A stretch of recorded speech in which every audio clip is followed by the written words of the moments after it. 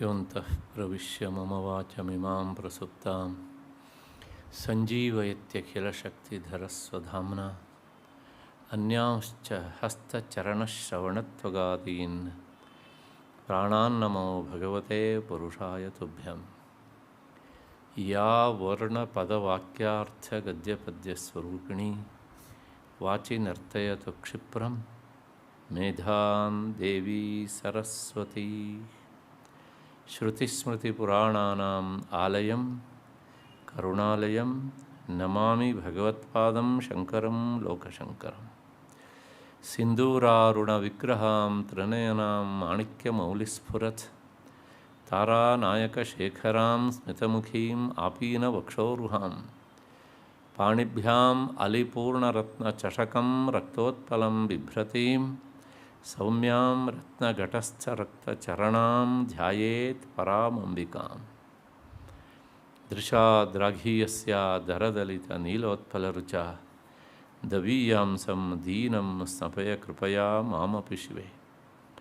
ಅನೇನಾಯಂ ಧನ್ಯೋ ಭವತಿ ನಚತೆ ಹಾನಿರ್ಯತ ವನೇ ವಾ ಹರ್ಮೇ ವಾ ಸಮಕರ ನಿಪಾತೋ ಹಿಮಕರಃ ವನೇ ವಾ ಹರ್ಮೇ ವಾ ಸಮಕರ ನಿಪಾತೋ ಹಿಮಕರಃ.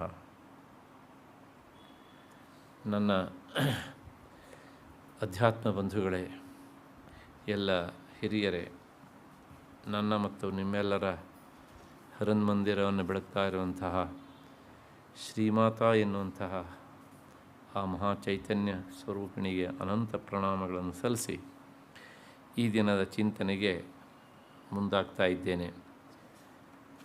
ನಿನ್ನೆ ದಿವಸ ನಾವು ಹರಿಣೇಕ್ಷಣ ಎನ್ನುವಂತಹ 103ನೇ ನಾಮದವರೆಗೆ ಚಿಂತನೆಯನ್ನು ಮಾಡಿದ್ವಿ. ಹರಿಣ ಅಂದರೆ ಜಿಂಕೆ ಅಂತ ನಾನು ಹೇಳಿದ್ದೆ. ಸಾಮಾನ್ಯವಾಗಿ ಈ ಹೆಸರಿನ ಮೂಲಕ ಹೆಣ್ಣುಮಕ್ಕಳ ಹೆಸರಿಡ್ತಾರೆ. ಹರಿಣಾಕ್ಷಿ ಅಂತ, ಕಮಲಾಕ್ಷಿ ಅಂತಿದ್ದ ಹಾಗೆಯೇ ಹರಿಣಾಕ್ಷಿ ಅಂತ. ಜಗನ್ಮಾತೆಗೆ ಈ ಹೆಸರನ್ನು ಇಡೋದಕ್ಕೆ ಕಾರಣ, ಅವಳು ಏಕಕಾಲದಲ್ಲಿ ಎಲ್ಲ ಕಡೆಗೂ ನೋಡುವಂಥವಳು. ಹೇಗೆ ಜಿಂಕೆ ತನ್ನ ಕಣ್ಣನ್ನು ಅತ್ತಿತ್ತ ಸಂಚರಿಸ್ತಾ ಏಕಕಾಲದಲ್ಲಿ ಎಲ್ಲ ಕಡೆಗೂ ನೋಡುತ್ತೋ, ಹಾಗೆ ಜಗನ್ಮಾತೆ ಎಲ್ಲ ಕಡೆಗೂ ನೋಡ್ತಾಳೆ ಅಂತ. ಇಲ್ಲೊಂದು ಸಣ್ಣ ಸಂಶಯ ಬರಬಹುದು ನಿಮಗೆ. ಲೋಕವನ್ನು ಸಲುವಂತಹ ಜಗನ್ಮಾತೆಗೆ ಇಂಥ ಒಂದು ಪ್ರಾಣಿಯ ಕಣ್ಣು ಒಂದು ಉಪಮಾನ ಆಗಬೇಕಾ ಅಂತ. ಅದನ್ನು ಉಪಮಾನವಾಗಿ ಯಾಕೆ ಕೊಟ್ಟಿದ್ದಾರೆ ಅಂದರೆ, ಇಲ್ಲೊಂದು ಸಣ್ಣ ವ್ಯತ್ಯಾಸ ಉಂಟು. ಜಿಂಕೆ ಯಾರನ್ನೂ ರಕ್ಷಣೆ ಮಾಡಬೇಕು, ಪೊರೆಯಬೇಕು ಅಂತ ಅದು ನೋಡಲ್ಲ. ಅದು ಪುಕ್ಕಲು ಪ್ರಾಣಿ. ಅದರೊಳಗೂ ತನಗಿಂತ ಬಲಿಷ್ಠವಾದಂಥ ಪ್ರಾಣಿಗಳು ಎಲ್ಲಿ ಎಷ್ಟೊತ್ತಿಗೆ ತನ್ನ ಮೇಲೆ ಆಕ್ರಮಣ ಮಾಡ್ತವೋ ಎನ್ನುವಂತಹ ಈ ಗಾಬರಿ ಸದಾ ಇರುತ್ತೆ ಅದಕ್ಕೆ. ಹಾಗಾಗಿ ತನ್ನ ರಕ್ಷಣೆಗೋಸ್ಕರ ಅದು ಯಾವಾಗಲೂ ಅತ್ತಿತ್ತ ನೋಡ್ತಾ ಇರುತ್ತೆ ಹೀಗೆ ಅಂತ. ಇದು ಅದಕ್ಕಿರುವಂಥ ಭಗವಂತ ಕೊಟ್ಟ ಒಂದು ರಕ್ಷಣೆ. ಆ ಕಣ್ಣು ನೋಟ ಅಂದರೆ ಹಿಂದ್ಗಡೆ ಬರ್ತಾಯಿದ್ರು ಸಹ ಗೊತ್ತಾಗ್ಬಿಡುತ್ತೆ ಅದಕ್ಕೆ, ಅಷ್ಟು ಬೇಗ ಅದರ ಕಣ್ಣು ಕೆಲಸ ಮಾಡುತ್ತೆ ಹೀಗೆ ಅಂತ. ಅದರ ಜೊತೆಗೆ ತನ್ನ ಸಮುದಾಯಕ್ಕೆ ಅದು ತಕ್ಷಣ ತನ್ನ ದೇಹದ ಚಲನೆಯಿಂದಲೇ ಸೂಚನೆಯನ್ನು ಕೊಡುತ್ತೆ. ಅದು ಅಷ್ಟರ ಮಟ್ಟಿಗೆ ಸೂಕ್ಷ್ಮವಾದಂತಹ ಪ್ರಾಣಿ ಅದು. ಹೀಗೆ ನಮ್ಮ ಮೇಲೆ ಆಕ್ರಮಣ ಮಾಡಲಿಕ್ಕೆ ಹುಲಿಯೋ ಸಿಂಹೋ ಬರ್ತಾ ಇದೆ, ತಕ್ಷಣ ಇಲ್ಲಿಂದ ನಾವು ಜಾಗ ಬಿಡಬೇಕು ಅಂತ ಒಂದು ವಿಚಿತ್ರವಾದ ಕೂಗನ್ನು ಕೂಗುತ್ತೆ ಅದು. ಆ ಸಂದರ್ಭದೊಳಗೆ ತಕ್ಷಣ ಅವು ಗುಂಪು ಗುಂಪಾಗಿ ಅಲ್ಲಿಂದ ಚಲಿಸಿಬಿಡ್ತವೆ ಹೇಗೆ ಅಂತ. ಅದು ತನ್ನ ರಕ್ಷಣೆಗೋಸ್ಕರ ಹಾಗೆ ಮಾಡುತ್ತೆ. ಆದರೆ ಜಗನ್ಮಾತೆ ಜಗದ ರಕ್ಷಣೆಗೋಸ್ಕರ ಹಾಗೆ ಕಣ್ಣನ್ನು ಸಂಚಾರ ಮಾಡ್ತಾ ಇರ್ತಾಳೆ ಹೀಗೆ ಅಂತ. ಹಾಗಾಗಿ ಉಪಮಾನಕ್ಕೆ ನಾವು ಅದು ನೀಚೋಪಮಾಯಿತು ಅಂತ ಇಲ್ಲಿ ಅದ್ದುಕೊಳ್ಳೋ ಹಾಗಿಲ್ಲ. ಜಗನ್ಮಾತೆಯನ್ನು ಮೀನಾಕ್ಷಿ ಅಂತ ಕರೀತಾರೆ ಅಲ್ವಾ. ಮೀನಾಕ್ಷೀಂ ಪ್ರಣತೋಸ್ಮಿ ಸಂತತಮಹಂ ಕಾರುಣ್ಯ ವಾರಾಂನಿಧಿಂ ಅಂತ. ಆಗಲೂ ನಮಗೆ ಈ ಸಮಸ್ಯೆ ಬರುತ್ತೆ. ಹೋಗಿ ಹೋಗಿ ಆ ಜಲಚರ ಪ್ರಾಣಿಯನ್ನು ಅವಳ ಕಣ್ಣಿಗೆ ಉಪಮಾನವಾಗಿ ಕೊಡೋದಾ ಅಂತ. ಇಲ್ಲ, ಇಲ್ಲೆಲ್ಲ ನಮಗೆ ಗೊತ್ತಾಗದೇ ಇರುವಂಥ ಒಂದು ವಿಶೇಷವಾದಂತಹ ಒಂದು ಜ್ಞಾನದ ಸೆಲೆ ಇರುತ್ತೆ. ಯಾಕೆ ಅಂತಂದರೆ, ಮೇಲ್ನೋಟಕ್ಕೆ ಇಷ್ಟು ದೊಡ್ಡ ಸ್ಥಾನದಲ್ಲಿರುವಂಥ ತಾಯಿಯ ಕಣ್ಣಿಗೆ ಈ ಕೊಳಕು ಪ್ರಾಣಿ ಅದು ಉಪಮಾನ ಆಗಬೇಕಾ ಅಂತ ಸಂಶಯ ಬರುತ್ತೆ. ಹಿಂದೆ ಲಲಿತಾ ಸಹಸ್ರನಾಮದಲ್ಲೇ ಬಂದಿದೆ ಅದು. ಆ ಕೊಳಕು ಉಪಮಾನ ಅಲ್ಲ, ಅದು ಗೊತ್ತಾದರೆ ನಮ್ಮ ಮೈ ಜುಮ್ ಅಂದುಬಿಡುತ್ತೆ ಹೀಗೆ ಅಂತ. ಏನು ಅಂತಂದರೆ, ಮೀನು ಅದು ಸಸ್ತನಿ ಪ್ರಾಣಿ ಅಲ್ಲ. ಸಸ್ತನಿ ಅಂದರೆ ತನ್ನ ಸ್ತನವನ್ನು ಉಣಿಸಿ ಸಂತತಿಯನ್ನು ಪರೆಯುವಂಥದ್ದಲ್ಲ. ಇನ್ನು ಕೆಲವು ಇದ್ದಾವೆ, ಮೈ ಶಾಖವನ್ನು ಕೊಟ್ಟು ತನ್ನ ಸಂತತಿಯನ್ನು ಬೆಳೆಸುತ್ತೆ. ಉದಾಹರಣೆಗೆ ಕೋಳಿ, ಕಾಕೆ, ಪಾರಿವಾಳ ಇತ್ಯಾದಿಗಳೆಲ್ಲ. ಮೀನು ಹಾಗೂ ಸಹ ತನ್ನ ಸಂತತಿಯನ್ನು ಪರೆಯೋದಿಲ್ಲ, ರಕ್ಷಣೆ ಮಾಡೋದಿಲ್ಲ. ಹಾಗಿದ್ರೆ ಹೇಗೆ ಮಾಡುತ್ತೆ ಕೇಳಿದರೆ, ಅದು ಮೊಟ್ಟೆ ಇಟ್ಟ ಮೇಲೆ ಆ ಮೊಟ್ಟೆಯಲ್ಲಿರುವಂತಹ ಆ ಮರಿಗಳಿಗೆ ಅಲ್ಲಿಂದನೇ ಆಹಾರ ಕೊಡುತ್ತಂತೆ. ಹೇಗೆ ಕೇಳಿದರೆ ಹತ್ರ ಹೋಗೋಸಲ ಹೀಗೆ ದೃಷ್ಟಿ ಹಾಯಿಸತ್ತಂತೆ. ತನ್ನ ಕಣ್ಣಿನ ದೃಷ್ಟಿಯ ಮೂಲಕ ಆಹಾರವನ್ನು ಒದಗಿಸಿ ತನ್ನ ಸಂತತಿಯನ್ನು ಕಾಪಾಡ್ತದೆ ಮೀನು. ನಿನ್ನ ಕಣ್ಣಿಗೆ ಉಪಮಾನವಾದಂತಹ ಮೀನು ಈ ಕೆಲಸ ಮಾಡುತ್ತೆ ಅಂತಾದರೆ, ನೀನು ಯಾಕೆ ನಮ್ಮ ಮೇಲೆ ನಿನ್ನ ಕಣ್ಣ ದೃಷ್ಟಿಯನ್ನು ಹಾಯಿಸಿ ನಮ್ಮನ್ನು ಪೊರೆಯಬಾರದು ಅನ್ನೋದು ಆ ಮಾತಿನ ರಹಸ್ಯವಾದ ಅರ್ಥ. ಇದು ಗೊತ್ತಾದಾಗ ಯಾಕೆ ನಮಗೆ ಇಂತಹ ಉಪಮಾನಗಳನ್ನು ಕೊಡ್ತಾರೆ ಅನ್ನೋದು ಸ್ಪಷ್ಟವಾಗುತ್ತೆ. ಹಾಗಾಗಿ ಮೀನಾಕ್ಷೀಂ ಪ್ರಣತೋಸ್ಮಿ ಸಂತತಮಹಂ ಕಾರುಣ್ಯವಾರಾಂ ನಿಧೇಂ.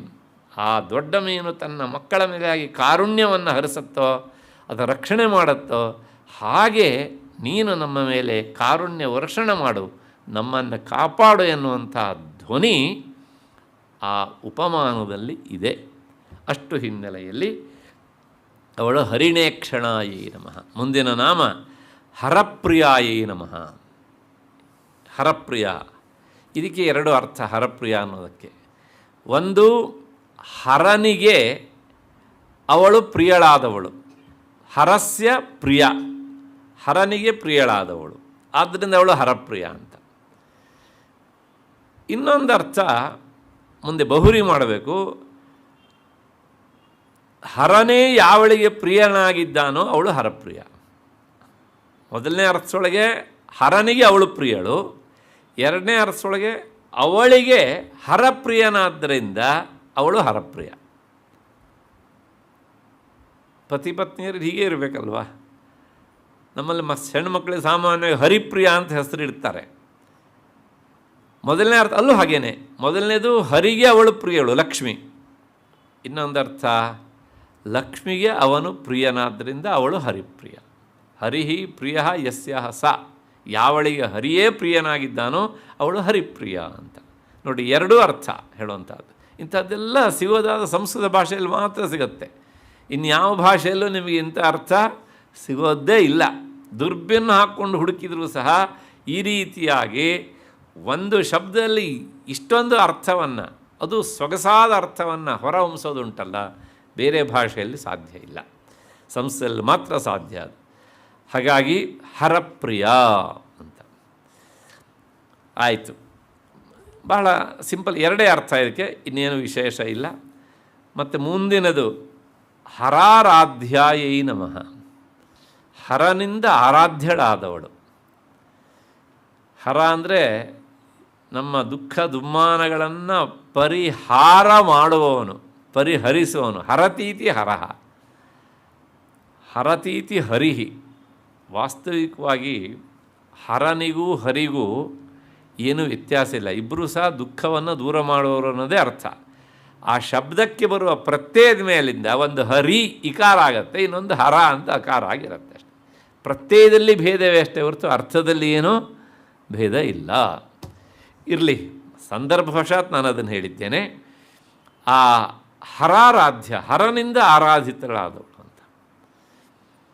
ಇದನ್ನು ಕೇಳಿದಾಗ ಮತ್ತೆ ನಮಗೊಂದು ಸಂಶಯ ಬರ್ತದೆ. ಅಲ್ಲ, ಸಾಮಾನ್ಯವಾಗಿ ದಯವಿಟ್ಟು ತಪ್ಪು ತಿಳ್ಕೊಳ್ಬೇಡಿ, ಕೆಲವು ವರ್ಷಗಳ ಕಾಲ ನಮ್ಮಲ್ಲಿ ಸಮಾಜ ಪುರುಷ ಪ್ರಧಾನವಾಗಿತ್ತು. ಹಾಗೆ ಹೇಳಿದ್ದಿಂದಲೇ ಗೊತ್ತಾಗತ್ತೆ ಇವತ್ತದು ಹಾಗಿಲ್ಲ ಅಂತ. ಇವತ್ತು ಸ್ತ್ರೀ ಪ್ರಧಾನ ಅಂತ ಖಂಡಿತವಾಗಿಯೂ ಹೇಳಬಹುದು, ಏನು ತೊಂದರೆ ಇಲ್ಲ. ಬಸ್ಸಿಂದ ಪ್ರಾರಂಭಗೊಂಡು ಸಾಕು ಅಂತ ಕಾಣುತ್ತೆ, ಮಿಕ್ಕಿದೆಲ್ಲ ನೀವು ಅರ್ಥ ಮಾಡ್ಕೊಳ್ತೀರಿ ಹೀಗೆ ಅಂತ. ಮತ್ತು ಎಲ್ಲ ಭಾಗ್ಯವೋ ಸೌಭಾಗ್ಯವೋ ದೌರ್ಭಾಗ್ಯವೋ ಎಲ್ಲದಕ್ಕೂ ಸಹ. ಹಾಗಾಗಿ ಅವರೇ ಪ್ರಧಾನವಾದಂಥ ಸಮಾಜ ಅಂತ ಅವರು ಒಪ್ಕೊಳ್ತಾರೋ ಬಿಡ್ತಾರೋ, ಪುರುಷರಂತೂ ಒಪ್ಕೊಳ್ಳೇಬೇಕು ಅಲ್ವಾ. ಹಾಗಾಗಿ ಸ್ತ್ರೀ ಪ್ರಧಾನವಾದಂತಹ ಸಮುದಾಯ ಅಥವಾ ಸಮಾಜ ಅಂತ. ಹೀಗಿರುವಾಗ ಆ ಕಾಲದಲ್ಲಿ ಹರ ಯಾಕೆ ಅವಳನ್ನು ಆರಾಧನೆ ಮಾಡ್ತಿದ್ದ? ಆ ಕಾಲದಲ್ಲಿ ಪುರುಷ ಪ್ರಧಾನವಾದ ಸಮಾಜ ಅಂತ ಇರುವಾಗ ಅವಳು ಅವನನ್ನು ಆರಾಧಿಸಬೇಕಿತ್ತಲ್ವ. ಹರ ಯಾಕೆ ಆರಾಧನೆ ಮಾಡ್ತಾನೆ ಅಂತಂದರೆ ಇಲ್ಲೊಂದು ಸ್ವಾರಸ್ಯ ಉಂಟು. ಮತ್ತು ಪುನಃ ನೋಡಿ, ನೀವು ಏನೆಲ್ಲ ಮಾಡಿಕೊಂಡು ನಮ್ಮದು ಜಾಸ್ತಿ ಅಂತ ಹೇಳಿದರೂ ಸಹ ಶಾಸ್ತ್ರ ಎಲ್ಲೋ ಒಂದು ಕಡೆಗೆ ಅದರ ಹಿಂದೆ ಒಂದು ಸರಿಯಾದಂಥ ಕಾರಣವನ್ನು ಕೊಡುತ್ತೆ ಹೀಗೆ ಅಂತ. ಯಾಕೆ ಅಂತಂದರೆ ಜಗನ್ಮಾತೆ ಉಪಾಸಕರಲ್ಲಿ 12 ಜನ ಅತ್ಯಂತ ಪ್ರಸಿದ್ಧರಾಗಿದ್ದಾರೆ. 12 ಜನ, ಮನು, ಚಂದ್ರ, ಲೋಪಾಮುದ್ರ ಇತ್ಯಾದಿ ಇತ್ಯಾದಿ ಅಗಸ್ತ್ಯರೆಲ್ಲ ಬರ್ತಾರೆ. ಅದರೊಳಗೆ ಮೊಟ್ಟ ಮೊದಲು ಬರುವವನು ಶಿವ. ಹಾಗಾಗಿ ಜಗನ್ಮಾತೆಯ ಉಪಾಸನೆಯನ್ನು ಹೇಗೆ ಮಾಡಬೇಕು ಅಂತ ಲೋಕಕ್ಕೆ ಮೊದಲು ಸಾರಿದವನು ಶಿವ. ಅದು ಶಿವನ ದೊಡ್ಡ ಗುಣ. ಯಾವ್ಯಾವುದು ಉತ್ತಮವಾದದ್ದು ಅಂತ ಉಂಟೋ, ಯಾವುದಕ್ಕೆ ಗೌರವ ಸಲ್ಲಬೇಕೋ ಅದನ್ನೆಲ್ಲ ಮೊದಲು ತೋರಿಸುವವನು ಅವನೇ ದೇವತೆಗಳ ಸಮುದಾಯದಲ್ಲಿ. ಮತ್ತು ಕಷ್ಟ ಬಂದಾಗ ನಾನಿದ್ದೇನೆ ಹೆದರಬೇಡಿ ಅಂತ ಹೇಳುವವನು ಅವನೇ. ಬೇರೆಯವರೆಲ್ಲ ನಮ್ಮ ಹಾಗೆ ಓಡುವವರೇ, ದ್ವೇಷ ಇಲ್ಲ ನನಗೆ ಅವ್ರ ಬಗ್ಗೆ. ಹಾಗಾಗಿ ಹರನಿಂದ ಮೊಟ್ಟ ಮೊದಲು ಆರಾಧಿತಳಾದವಳು ಯಾರು? ಜಗನ್ಮಾತೆ. ಶ್ರೀವಿದ್ಯಾ ಉಪಾಸಕರಲ್ಲಿ ಹೇಗೆ ಮಾಡಬೇಕು ಅಂತ ಮೊದಲು ತೋರಿಸಿಕೊಟ್ಟಂಥ ಮಹಾನುಭಾವನವನು. ಇಂತಹ ಸಂದರ್ಭದಲ್ಲೆಲ್ಲ ಅವನೊಂಥರ ಆದರ್ಶಪ್ರಾಯ ವ್ಯಕ್ತಿಯಾಗಿ ನಿಲ್ತಾನೆ. ಗಂಗೆ ಅಲ್ಲಿಯವರೆಗೆ ಅಷ್ಟು ಪವಿತ್ರಳು ಅಂತ ಯಾರಿಗೂ ಗೊತ್ತಾಗಿಲ್ಲ. ಅವನು ತಲೆಯಲ್ಲಿ ಧರಿಸಿದಾಗ ಗೊತ್ತಾಯಿತು, ಓಹ್ ಇಂತಹ ಮಹಾನುಭಾವೆ ಈಕೆ ಅಂತ. ಅದನ್ನು ಮೊಟ್ಟ ಮೊದಲು ತೋರಿಸಿದವನು ಯಾರು? ಶಿವ ಅಲ್ವಾ. ಅಂದರೆ ಪವಿತ್ರವಾದಂಥ ವಸ್ತುವನ್ನು ಎಲ್ಲೆಲ್ಲೋ ಇಡಬಾರ್ದು. ಅದು ಶಿರೋಧಾರ್ಯ, ಅಂದರೆ ನಮ್ಮ ತಲೆಯಲ್ಲಿ ಇರಿಸಿಕೊಳ್ಳುವಷ್ಟು ಪವಿತ್ರವಾದಂಥದ್ದು ಗಂಗೆ ಅಂತ ಲೋಕಕ್ಕೆ ಆ ಮೂಲಕ ಸಾರಿದ ಅವನು. ಗಂಗೆಗೆ ಜಾಗ ಇಲ್ಲ ಅಂತಲ್ಲ, ಹೀಗೆ ಮಾಡುವುದರಿಂದ ಹರ ಗಂಗೆಗಿಂತ ದೊಡ್ಡದ ಸ್ವಾರಸ್ಯ ಅಂದರೆ ಅಲ್ವಾ. ಯಾಕೆಂದರೆ ಹರನ ಜಟಾಜೂಟದಲ್ಲಿ ವಿಭೂಷಣಿಯಾದವಳು ಗಂಗೆ. ಐ ಜಗನಿ ಐ ಜನನಿ ಜಗನ್ಮೋಹಿನಿ ಅಂತ ಆಕೆಯನ್ನು ಕವಿಗಳ ಸ್ತುತಿ ಮಾಡ್ತಾರೆ. ನೀನು ಎಂಥವಳು ಅಂದರೆ ಸ್ವತಃ ಹರ ನಿನಗೆ ಆಶ್ರಯ ಕೊಟ್ಟಿದ್ದಾನೆ. ಅಷ್ಟೇ ಅಲ್ಲ, ನಿನ್ನನ್ನು ಪ್ರಪಂಚದಲ್ಲಿ ಈ ರೀತಿಯಾಗಿ ಪರಿಚಯಿಸಿದ್ದಾನೆ ಅವನು ಅಂತೆಲ್ಲ ಹೇಳಿ ಆ ಹರನ ವಿಶೇಷತವನ್ನು ಕವಿಗಳು ಹೊಗಳ್ತಾರೆ ಹೀಗೆ ಅಂತ. ಆ ಹಿನ್ನೆಲೆಯಲ್ಲಿ ಹರೇಣ ಆರಾಧ್ಯ ಸ್ವಭರ್ತ್ರ. ಅಫ್ಕೋರ್ಸ್ ಲೋಕದೃಷ್ಟಿಯಲ್ಲಿ ಅವನು ಗಂಡ, ಇವಳು ಹೆಂಡತಿ. ಆದರೆ ಉಪಾಸನೆಯ ದೃಷ್ಟಿ ಬಂದಾಗ ಪತಿಪತ್ನಿ ಭಾವ ಇಲ್ಲ, ಅವಳು ಸರ್ವೋತ್ತಮಳು. ಯಾಕೆಂದರೆ ಇದು ಶಕ್ತಿ ಪಾರಮ್ಯವನ್ನು ಹೇಳುವ ಗ್ರಂಥ, ಅದನ್ನು ಒಪ್ಕೊಂಡ್ಬಿಡ್ಬೇಕು ಹೀಗೆ ಅಂತ. ಇದು ಒಂದು.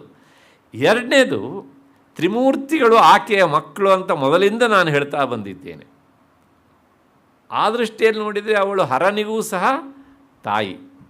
ಆದ್ದರಿಂದ ತಾಯಿಯನ್ನು ಆರಾಧನೆ ಮಾಡಿದ್ದಾನೆ. ಹೇಗೆ ಮಾಡಬೇಕು ಅಂತ ಅವನು ತೋರಿಸಿದವನು. ಆರಾಧಿತಂ ಯೋಗ್ಯ, ಆದ್ದರಿಂದ ಅವಳು ಹರಾರಾಧ್ಯ ಅಂತ. ಇದರ ಜೊತೆಗೆ ಇಲ್ಲಿ ಇನ್ನೊಂದು ಅಂಶ ಉಂಟು. ಏನು ಅಂದರೆ ಉಪಾಸಕರಿಗೆ ಒಂದು ಪ್ರಚೋದನೆ ಆಗಬೇಕು. ಶ್ರೀವಿದ್ಯಾ ಉಪಾಸನೆಯನ್ನು ಮಾಡುವವರಿಗೆ ಸ್ವತಃ ಪರಶಿವನೇ ಈಕೆಯನ್ನು ಆರಾಧನೆ ಮಾಡಿದ್ದಾನೆ ಅಂತಾದರೆ ಅವಳು ಎಷ್ಟು ದೊಡ್ಡವಳಾಗಿರಬೇಕು. ಹಾಗಾಗಿ ಇವಳ ಆರಾಧನೆಯಿಂದ ನಾವು ವಂಚಿತರಾಗಬಾರ್ದು, ದೂರ ಸರಿಬಾರದು ಅಂತ ಉಪಾಸಕರಿಗೆ ಮತ್ತೆ ಮತ್ತೆ ಈ ಮೂಲಕ ಆತ ಪ್ರೇರಕನಾಗಿ ನಿಲ್ತಾನೆ. ಹಾಗಾಗಿ ಅವಳು ಹರಾರಾಧ್ಯ. ಇದು ಒಂದರ್ಥ. ಎರಡನೇದು, ಪತ್ನಿ ಅನ್ನೋದನ್ನು ಮರೆತು ಬಿಡಿ ಅಂತಾರೆ ಇವಾಗ. ಸಚ್ಚಿದಾನಂದ ಸ್ವರೂಪಿಣಿ ಅವಳು. ಎಂಥವಳು ಅಂದರೆ ಕೇವಲ ಚೈತನ್ಯ ಸ್ವರೂಪಿಣಿ. ತನ್ನೊಳಗೂ ಇರುವ ಚೈತನ್ಯವನ್ನು ಅವಳ ಮೂಲಕ ಕಂಡು ಆತ ಆಕೆಯ ಉಪಾಸನೆಯನ್ನು ಮಾಡ್ತಾನೆ. ಆದ್ದರಿಂದ ಅವಳು ಹರಾರಾಧ್ಯ. ಯಾಕೆಂದರೆ ನಮ್ಮೊಳಗಿರುವುದನ್ನು ನಾವು ಹೀಗೆ ಕೈ ಮುಗಿಲಿಕ್ಕೆ ಆಗೋದಿಲ್ಲ. ಎಲ್ಲೋ ಕೆಲವು ಜನ ಹಾಗೆ ಮಾಡ್ತಾರೆ ಹೀಗೆ ಅಂತ, ಪರಮಹಂಸರು ಅಂಥವ್ರು ಅಲ್ವಾ. ಆದರೆ ಹೀಗೆ ಮಾಡುವುದು ಹೆಚ್ಚು ಸರಿ, ಹೊರತಾಗಿ ನಮಗೆ ಹೀಗೆ ಮಾಡಿಕೊಂಡ್ರೆ ತಕ್ಷಣ ಬೋರ್ಡ್ ಹಾಕಿಬಿಡ್ತಾರೆ ಹುಚ್ಚು ಹಿಡದೇ ಹೋಗಿದೆ ಅಂತ ಅಲ್ವಾ. ಹೇಳೋರಿಗೆ ಹುಚ್ಚು ಹಿಡಿದೈತೆ, ದಟ್ ಈಸ್ ಸಪ್ರೇಟ್. ಆ ಹಂತಕ್ಕೆ ಹೋದಾಗ ಇದು ಆಗಬಹುದು, ತಪ್ಪೇನೂ ಇಲ್ಲ. ಅದರ ಲೋಕದ ಸಾಮಾನ್ಯ ದೃಷ್ಟಿಯಿಂದ ನೋಡಿದಾಗ ಎಲ್ಲೋ ಒಂದು ಕಡೆಗೆ ಅದು ಬೇರೆ ರೀತಿಯಾಗಿ ಕಾಣುತ್ತೆ. ಹಾಗಾಗಿ ಕೇವಲ ಸಚ್ಚಿದಾನಂದ ಸ್ವರೂಪತ್ವಾತ್, ಕೇವಲ ಅವಳು ಸತ್ಯಂ ಜ್ಞಾನಂ ಅನಂತಂ ಬ್ರಹ್ಮ ಅಂತ ಸ್ವರೂಪ ಪರಬ್ರಹ್ಮ ವಸ್ತುವಿನ ಸ್ವರೂಪ ಲಕ್ಷಣ ಅದು. ಅವಳು ಪರಬ್ರಹ್ಮ ಸ್ವರೂಪಿಣಿ. ಹಾಗಾಗಿ ಜಗನ್ಮಾತೆಯನ್ನು, ಇಲ್ಲೊಂದು ಪಾಠ ಉಂಟು, ನೀವು ಕೇವಲ ನನ್ನ ಹೆಂಡತಿ ಅಂತ ತಿಳಿಬೇಡಿ, ಅವಳು ಜಗನ್ಮಾತೆ, ನನಗೂ ಸಹ ಆರಾಧ್ಯಳು, ನನಗೂ ಸಹ ಪೂಜ್ಯಳು ಹೀಗೆ ಅಂತ. ಇದು ಇನ್ನು ಕೊನೆಯದಾಗಿ ಒಂದು ಮಾತು, ಇದು ನೀತಿ ಪಾಠ. ಇದು ಏನು ಅಂದರೆ, ನಮ್ಮಲ್ಲಿ ಸಾಮಾನ್ಯವಾಗಿ ಗಂಡನಾದವನು ಹೆಂಡತಿಗೆ ಏಕವಚನದಲ್ಲಿ ಕರೀತಾನೆ, ಹೆಂಡತಿ ಆದವಳು ಗಂಡನನ್ನು ಬಹುವಚನದಲ್ಲಿ ಕರೀತಿದ್ಲು. ಈಗ ನೀನು ತಾನು ಅಂತಲೇ ಇದೆ, ಅದು ತಪ್ಪಲ್ಲ, ಅದು ಅವರವರ ಸ್ನೇಹಕ್ಕೆ ಸಂಬಂಧಪಟ್ಟಿದ್ದು. ಹಾಗಾಗಿ ಪತಿಯಾದವನು ಪತ್ನಿಯನ್ನು ಬಹುವಚನದಿಂದ ಗೌರವಿಸುವ ಹಾಗೆ ಹೀಗೆ ಪೂಜೆಯಿಂದಲೂ ಸಹ ಗೌರವಿಸಬಹುದು ಎನ್ನುವಂಥದ್ದು ಒಂದು ಪಾಠ ಲೋಕಕ್ಕೆ ಹೀಗೆ ಅಂತ ಅಲ್ವಾ. ನೀವು ನಂಬ್ತೀರ ಬಿಡ್ತೀರ, ನವರಾತ್ರಿಯಲ್ಲಿ ವಿಶೇಷವಾಗಿ ಅವರಿಗೆ ಪೂಜೆ ಮಾಡೋದು. ಯಾರಿಗೆ? ತಾಯಂದಿರಿಗೇ ಅಲ್ವಾ. ಗಂಡಸರಿ ಪೂಜೆ ಮಾಡ್ತಾರಾ? ಇಲ್ಲ, ಇವ್ರ ಕೆಲಸ ಅವ್ರನ್ನ ಕರ್ಕೊಂಡು ಹೋಗೋದು, ಮನೆಗೆ ತಂದು ಬಿಡೋದು, ಅಷ್ಟೇ ಕೆಲಸ. ಒಂದು ರೀತಿಯಲ್ಲೇ ಜೊತೆಯಲ್ಲಿ ಹೋಗಿ ಬಂದು ಮಾಡೋರು ಅಷ್ಟೇ. ಅದು ಪೂಜೆ ಸಲ್ಲೋದು ಯಾರಿಗೆ? ಅವರಿಗೆ ತಾನೆ. ಹಾಗಾಗಿ ಪ್ರತಿಯೊಂದು ತಾಯಿಯೂ ಸಹ ಶಕ್ತಿ ಸ್ವರೂಪ ಅಂತ ಭಾವಿಸುವಂಥದ್ದು ನಮ್ಮ ಸಂಸ್ಕೃತಿಯ ಹಿರಿಮೆ. ಹಾಗಾಗಿ ಲೋಕಕ್ಕೆ ಒಂದು ಪಾಠ, ಅವರಿಗೆ ಬಹುವಚನ ಕೊಡುವುದು ಸಹ ಒಂದು ದೃಷ್ಟಿಯಲ್ಲಿ ಅದು ಗೌರವ ಸೂಚಕವೇ, ಅದನ್ನು ನಾವು ಮರಿಬಾರ್ದು. ಮತ್ತು ಇದ್ರ ಮಧ್ಯೆ ಒಂದು ಅಡ್ಡ ಪ್ರಶ್ನೆ ಬರ್ತದೆ, ಅಲ್ಲ ಇವತ್ತೆಲ್ಲ ಏಕವಚನದಲ್ಲೇ ಹೇಳ್ತಾರಲ್ಲ ಹುಡುಗಿಯರು ತನ್ನ ಗಂಡನನ್ನು. ನಾನು ಪತಿ ಅಂತ ಶಬ್ದ ಹೇಳೋದಿಲ್ಲ, ಪತಿ ಅನ್ನೋದಕ್ಕೆ ತುಂಬ ವಿಶಿಷ್ಟವಾದ ಅರ್ಥ ಉಂಟು. ಗಂಡ ಅಂದರೆ ಸಾಕು ಇವರಿಗೆ. ಸಂಸ್ಕೃತ ಭಾಷೆಯಲ್ಲಿ ಯಾವತ್ತೂ ಸಹ ಹೆಂಡತಿ ಆದವಳು ಗಂಡನನ್ನು ಬಹುವಚನದಿಂದ ಕರೆದಕ್ಕೆ ದಾಖಲಿಲ್ಲ. ಮೊದಲೇ ಹೇಳ್ಬಿಡ್ತೇನೆ ನಾನು. ಆರ್ಯಪುತ್ರ ಅಂತ ಏಕವಚನ, ಅಲ್ಲಿ ಹೇಗೆ ಕರೀತಾರೆ ಕೇಳಿದರೆ, ಪತ್ನಿ ಆದವಳು ತನ್ನ ಪತಿಯನ್ನು ಆರ್ಯಪುತ್ರ ಅಂತ ಕರೀತಾಳೆ. ಆರ್ಯಪುತ್ರ, ಆರ್ಯ ಅಂದರೆ ಮಾವ, ಹಿರಿಯ, ಅವನ ಮಗ. ದಟ್ ಮೀನ್ಸ್ ನನ್ನ ಯಜಮಾನ ನೀನು ಅಂತ. ಮಾವನ ಮೂಲಕ ಪತಿಯನ್ನು ಗುರುತಿಸ, ನಾನು ನಿನ್ನ ಜೀವನದಲ್ಲಿ ಬರುವುದಕ್ಕಿಂತ ಮೊದಲೇ ನಿನ್ನ ತಂದೆ ಇಲ್ಲಿದ್ದವರು. ಹಾಗಾಗಿ ಪತಿಯನ್ನು ಹೇಳಬೇಕಿದ್ರೆ ಅವನ ಹೆಸರಿನ ಮೂಲಕವೇ ಹೇಳುವಂಥ ಪದ್ಧತಿ ಇತ್ತು. ಹಾಗಾಗಿ ಏಕವಚನವೇ. ಹಾಗಿದ್ದರೆ ಪತಿಯಾದವನು ಪತ್ನಿ ಹೇಗೆ ಕರೀತಿದ್ದ ಅಂತಂದರೆ ಅವನು ಏಕವಚನದೇ ದೇವಿ ಅಂತಲೇ ಕರೀತಾ ಇದ್ದ. ದೇವಿ ದೇವಿ ಅನ್ನೋದಕ್ಕೆ ಅರ್ಥ ಅಲ್ಲಿ ಹಾಗೇನೆ, ಆ ಗೌರವ ಸೂಚಕ. ಏಕವಚನ ಆದರೂ ಸಹ ಗೌರವ ಸೂಚಕ, ಅಲ್ಲೂ ಏಕವಚನ ಆದರೂ ಸಹ ಗೌರವ ಸೂಚಕ. ಆರ್ಯಪುತ್ರ ಅಂತ, ಇಲ್ಲಿ ದೇವಿ ಅಂತ. ಸಂಸ್ಕೃತ ಭಾಷೆಯಲ್ಲಿ ಬಹುವಚನ ಪ್ರಯೋಗ ಇಲ್ಲ. ಇವತ್ತಿನ ಮಕ್ಕಳಿಗೆ ಇದೆಲ್ಲ ಗೊತ್ತಿಲ್ಲ, ಆದರೂ ಏಕವಚನ ಮಾತಾಡ್ತಾರೆ. ಗೊತ್ತಿದ್ದು ಮಾಡಿದರೆ ಹೆಚ್ಚು ಚಂದ, ಗೊತ್ತಿಲ್ಲದೆ ಮಾತನಾಡಿದರೆ ಮೊದಲು ಒಂದು ರೀತಿ ಉಡಾಫೆ ಅಂತ ಅನಿಸುತ್ತೆ. ಆಮೇಲೆ ಸಮಾಜ ಅದನ್ನು ಒಪ್ಪಿಕೊಳ್ಳುತ್ತೆ. ಅಷ್ಟು ಹಿನ್ನೆಲೆಯಲ್ಲಿ ಈ ನಾಮದ ವಿವರಣೆ ಹರಾರಾಧ್ಯ, ಸ್ವತಃ ತನ್ನ ಪತಿಯಾದಂಥ ಹರನಿಂದ ಆರಾಧಿತಳಾದವಳು ಎನ್ನುವಂಥದ್ದು. ಮುಂದಿನ ನಾಮ ಹರಿಬ್ರಹ್ಮೇಂದ್ರ ವಂದಿತಾಯೈ ನಮಃ. ಹರಿಬ್ರಹ್ಮೇಂದ್ರರಿಂದ ವಂದಿತಳಾದವಳು. ಇದು ತ್ರಿಶತಿಯ ನಾಮ. ಈ ನಾಮಕ್ಕೆ ಅತ್ಯಂತ ಹತ್ತಿರವಾದ ಒಂದು ನಾಮ ಸಹಸ್ರನಾಮದಲ್ಲಿ ಬಂದಿತ್ತು. ಏನು ಅಂದರೆ ಹರಿಬ್ರಹ್ಮೇಂದ್ರ ಸೇವಿತಾ ಅಂತ. ಹರಿಬ್ರಹ್ಮೇಂದ್ರ ಆ್ಯಸ್ ಇಟ್ ಈಸ್ ಎರಡೂ ಕಡೆಗೂ. ಇಲ್ಲಿ ವಂದಿತ, ಅಲ್ಲಿ ಸೇವಿತ ಅಷ್ಟೇ, ಎರಡು ಒಂದೇ ಅರ್ಥ. ಬಹಳ ಏನೂ ಅರ್ಥದೊಳಗೆ ವ್ಯತ್ಯಾಸ ಇಲ್ಲ. ಅಂದರೆ ಹರಿ ಅಂದರೆ ಯಾರು? ರಮೇಶ. ರಮ ಅಂದರೆ ಲಕ್ಷ್ಮಿ, ಆಕೆಯ ಪತಿ ವಿಷ್ಣು ಅಂತ ಅರ್ಥ ಹರಿ. ಮತ್ತು ಬ್ರಹ್ಮ ವಾಣೀಶ. ವಾಣಿ ಅಂದರೆ ಸರಸ್ವತಿ, ಆಕೆಯ ಪತಿ ಚತುರ್ಮುಖ ಅವನು ವಾಣೀಶ. ಮತ್ತು ಇಂದ್ರ ಅಂದರೆ ದೇವೇಶ, ದೇವತೆಗಳಿಗೆಲ್ಲ ಒಡೆಯ. ಅವನು ಎಲ್ಲ ದೇವತೆಗಳಿಗೂ ಸಹ ಪ್ರತಿನಿಧಿ, ರೆಪ್ರೆಸೆಂಟೇಟಿವ್ ಆಗಿ ಅವನ ಹೆಸರನ್ನು ಬಳಸ್ತಾರೆ ಇಲ್ಲಿ. ಅಂದರೆ ಏನು ಹೇಳ್ದಂಗಾಯಿತು? ಹರಿ ಬ್ರಹ್ಮ ಇಂದ್ರಾದಿ ದೇವತೆಗಳಿಂದ ಆಕೆ ವಂದಿತಳಾದವಳು. ಅಲ್ಲಿದ್ದಿದ್ದು ಹರಿಬ್ರಹ್ಮೇಂದ್ರ ಸೇವಿತ ಅಂತ. ಹೀಗೆ ಅಂತ ಯಾಕೆ ಅಂತಂದರೆ ಇಲ್ಲಿ ಆ ಕಾರಣ ಇಲ್ಲ, ಅಲ್ಲಿ ಹೇಳಿದ್ದಾರೆ. ಅದನ್ನು ನೆನೆಸ್ಬಿಡ್ತೀನಿ, ಯಾಕೆಂದರೆ ಬಹಳ ಮೊದಲು ಬಂದಂಥ ನಾಮ ಅದು. ಅಲ್ಲಿ 297ನೇ ನಾಮ ಹರಿಬ್ರಹ್ಮೇಂದ್ರ ಸೇವಿತಾ ಯೈ ನಮಃ ಅಂತ. ಹರಿಬ್ರಹ್ಮೇಂದ್ರರು ಆಕೆಯನ್ನು ಸೇವೆ ಮಾಡೋದು ಯಾಕ್ರಿ ಅನ್ನೋದು ಪ್ರಶ್ನೆ. ಪೂಜೆ ಮಾಡ್ತಾರೆ ಅಂದರೆ ಓಕೆ, ಆಕೆ ಸೇವೆ ಮಾಡ್ತಾರೆ ಅಂದರೆ ಯಾಕೆ ಅಂದರೆ ಅದಕ್ಕೆ ಭಾಸ್ಕರಾಯರು ವ್ಯಾಖ್ಯಾನದಲ್ಲಿ ಹೇಳ್ತಾರೆ, ಈ ಒಬ್ಬ ವಿಷ್ಣುವನ್ನು ಆರಾಧನೆ ಮಾಡ್ತಾನೆ ಅಂತ ಇಟ್ಕೊಳ್ಳಿ, ಮತ್ತು ಮುಂದೆ ಬ್ರಹ್ಮ ಇದ್ದಾನೆ. ಸಾಮಾನ್ಯ ಅವನಿಗೆ ಪೂಜೆ ಮಾಡೋ ಪದ್ಧತಿ ಇಲ್ಲ ನಮ್ಮಲ್ಲಿ. ಹರಿಯನ್ನು ವಿಷ್ಣುವನ್ನು ಆರಾಧನೆ ಮಾಡ್ತಾರೆ, ವಿಷ್ಣು ಫಲ ಕೊಡ್ತಾನೆ. ಆದರೆ ಅವನು ಕೊಡುವ ಫಲ ಅವನ ಸ್ವಂತ ಶಕ್ತಿಯದಲ್ಲ. ಯಾಕೆಂದರೆ ಅವನು ಸಹ ಜಗನ್ಮಾತೆಯ ಅಕೌಂಟಿನಿಂದ ತೆಗೆದೇ ಕೊಡಬೇಕಂತೆ. ಹಾಗಾಗಿ ಆ ಅಕೌಂಟಿಂದ ತೆಗೆಯೋದಕ್ಕೆ ಪರ್ಮಿಷನ್ನಿಗೋಸ್ಕರ ಹರಿ ಏನು ಮಾಡ್ತಾನೆ? ಆಕೆಯನ್ನು ಪೂಜಿಸ್ತಾನೆ, ವಂದಿಸ್ತಾನೆ, ಆಕೆ ಸೇವೆ ಮಾಡ್ತಾನೆ. ಈಗ ಎಷ್ಟು ಸುಂದರವಾದ ಕಲ್ಪನೆ ನೋಡಿ. ಹಾಗಾಗಿ ಇವರು ಯಾರೂ ಸಹ ಫಲ ಕೊಡುವ ವಿಷಯದಲ್ಲಿ ಏನಲ್ಲ, ಸ್ವತಂತ್ರರಲ್ಲ. ಅದನ್ನು ಬಹಳ ಸುಂದರವಾಗಿ ಹೇಳ್ತಾರೆ ಅವರಲ್ಲಿ. ತ್ವದ್ದತ್ತೈಶ್ವರ್ಯ ಭಾಜ ಪರಮಶಿವ ಕಥಂಕಾರಮನ್ಯಾನ್ ಅಮರ್ತ್ಯಾನ್ ಯಾಚೆ ದೇಹೀತಿ ಶಕ್ರದ್ರೋಣ ಹರಿಮುಖಾನ್ ಭಿಕ್ಷುಕಾನ್ ಭಿಕ್ಷುಕೋಹಂ. ಒಬ್ಬ ಭಕ್ತ ಅವನು ಹೇಳ್ತಾನೆ ಜಗನ್ಮಾತೆ ಹತ್ರ, ಶಿವನ ಹತ್ರ ಹೇಳಿದ್ದು ಅಲ್ಲಿ, ಇಲ್ಲಿ ಜಗನ್ಮಾತೆಗೆ ಅಪ್ಲೈ ಮಾಡ್ಕೊಳ್ಬೇಕು ಅದನ್ನು. ನಾನು ನಿನ್ನ ಭಕ್ತ, ಹರಿಬ್ರಹ್ಮಾದಿಗಳನ್ನು ನಾನು ಯಾಕೆ ಪೂಜೆ ಮಾಡಬೇಕು?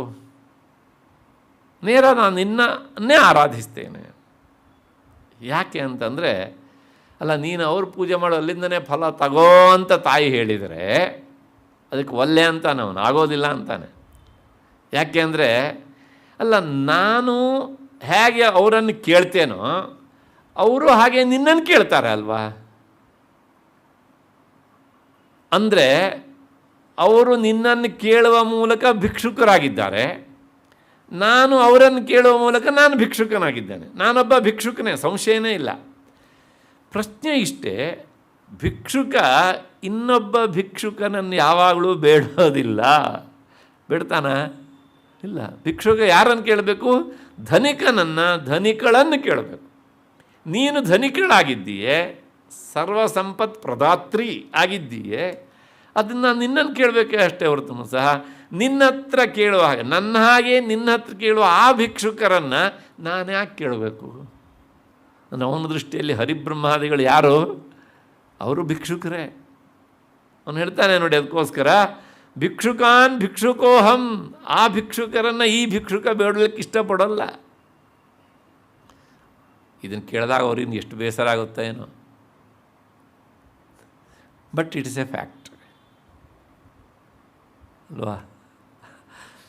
ಕವಿಗಳು ಹೇಗೆಲ್ಲ ವಿಚಾರ ಮಾಡ್ತಾರೆ ಅನ್ನೋದಕ್ಕೆ ಇದು ಉದಾಹರಣೆ ಈಗ ಅಂತ. ಹಾಗಾಗಿ ಭಕ್ತನಾದವನು ಜಗನ್ಮಾತೆಯ ಭಕ್ತ ಯಾವಾಗಲೂ ಬೇರೆ ದೇವತೆಗಳನ್ನು ಕೇಳೋದಿಲ್ಲ ಅವನು. ಯಾಕೆಂದರೆ ಜಗನ್ಮಾತೆಗೆ ಪೂಜೆ ಮಾಡಿದರೆ ಅವರಿಗೂ ಸಲ್ಲತ್ತೆ. ಯಾಕೆಂದರೆ ಅವರಿಗೆ ಪೂಜೆ ಮಾಡಿದ್ದು ಆಕೆಗೆ ಸಲ್ಲತ್ತೆ ಅಂತ ಗ್ಯಾರಂಟಿ ಇಲ್ಲ ಅಂತ. ಯಾಕಿಲ್ಲ ಕೇಳಿದರೆ ಮೇಲಿದ್ದಾಳೆ ಅವಳು, ಇವರೆಲ್ಲ ಕೆಳಗಿದ್ದಾರೆ. ಆಕೆಯ ಪಾದಸ್ಥಾನದಲ್ಲಿ ಇವರೆಲ್ಲ ಇದ್ದಾರೆ. ತಲೆಗೆ ನೀರು ಹಾಕಿದರೆ ಕಾಲಿಗೆ ಬರುತ್ತೆ, ಕಾಲಿಗೆ ನೀರು ಹಾಕಿದರೆ ತಲೆಗೆ ಹೋಗೋದಿಲ್ಲ. Simple logic.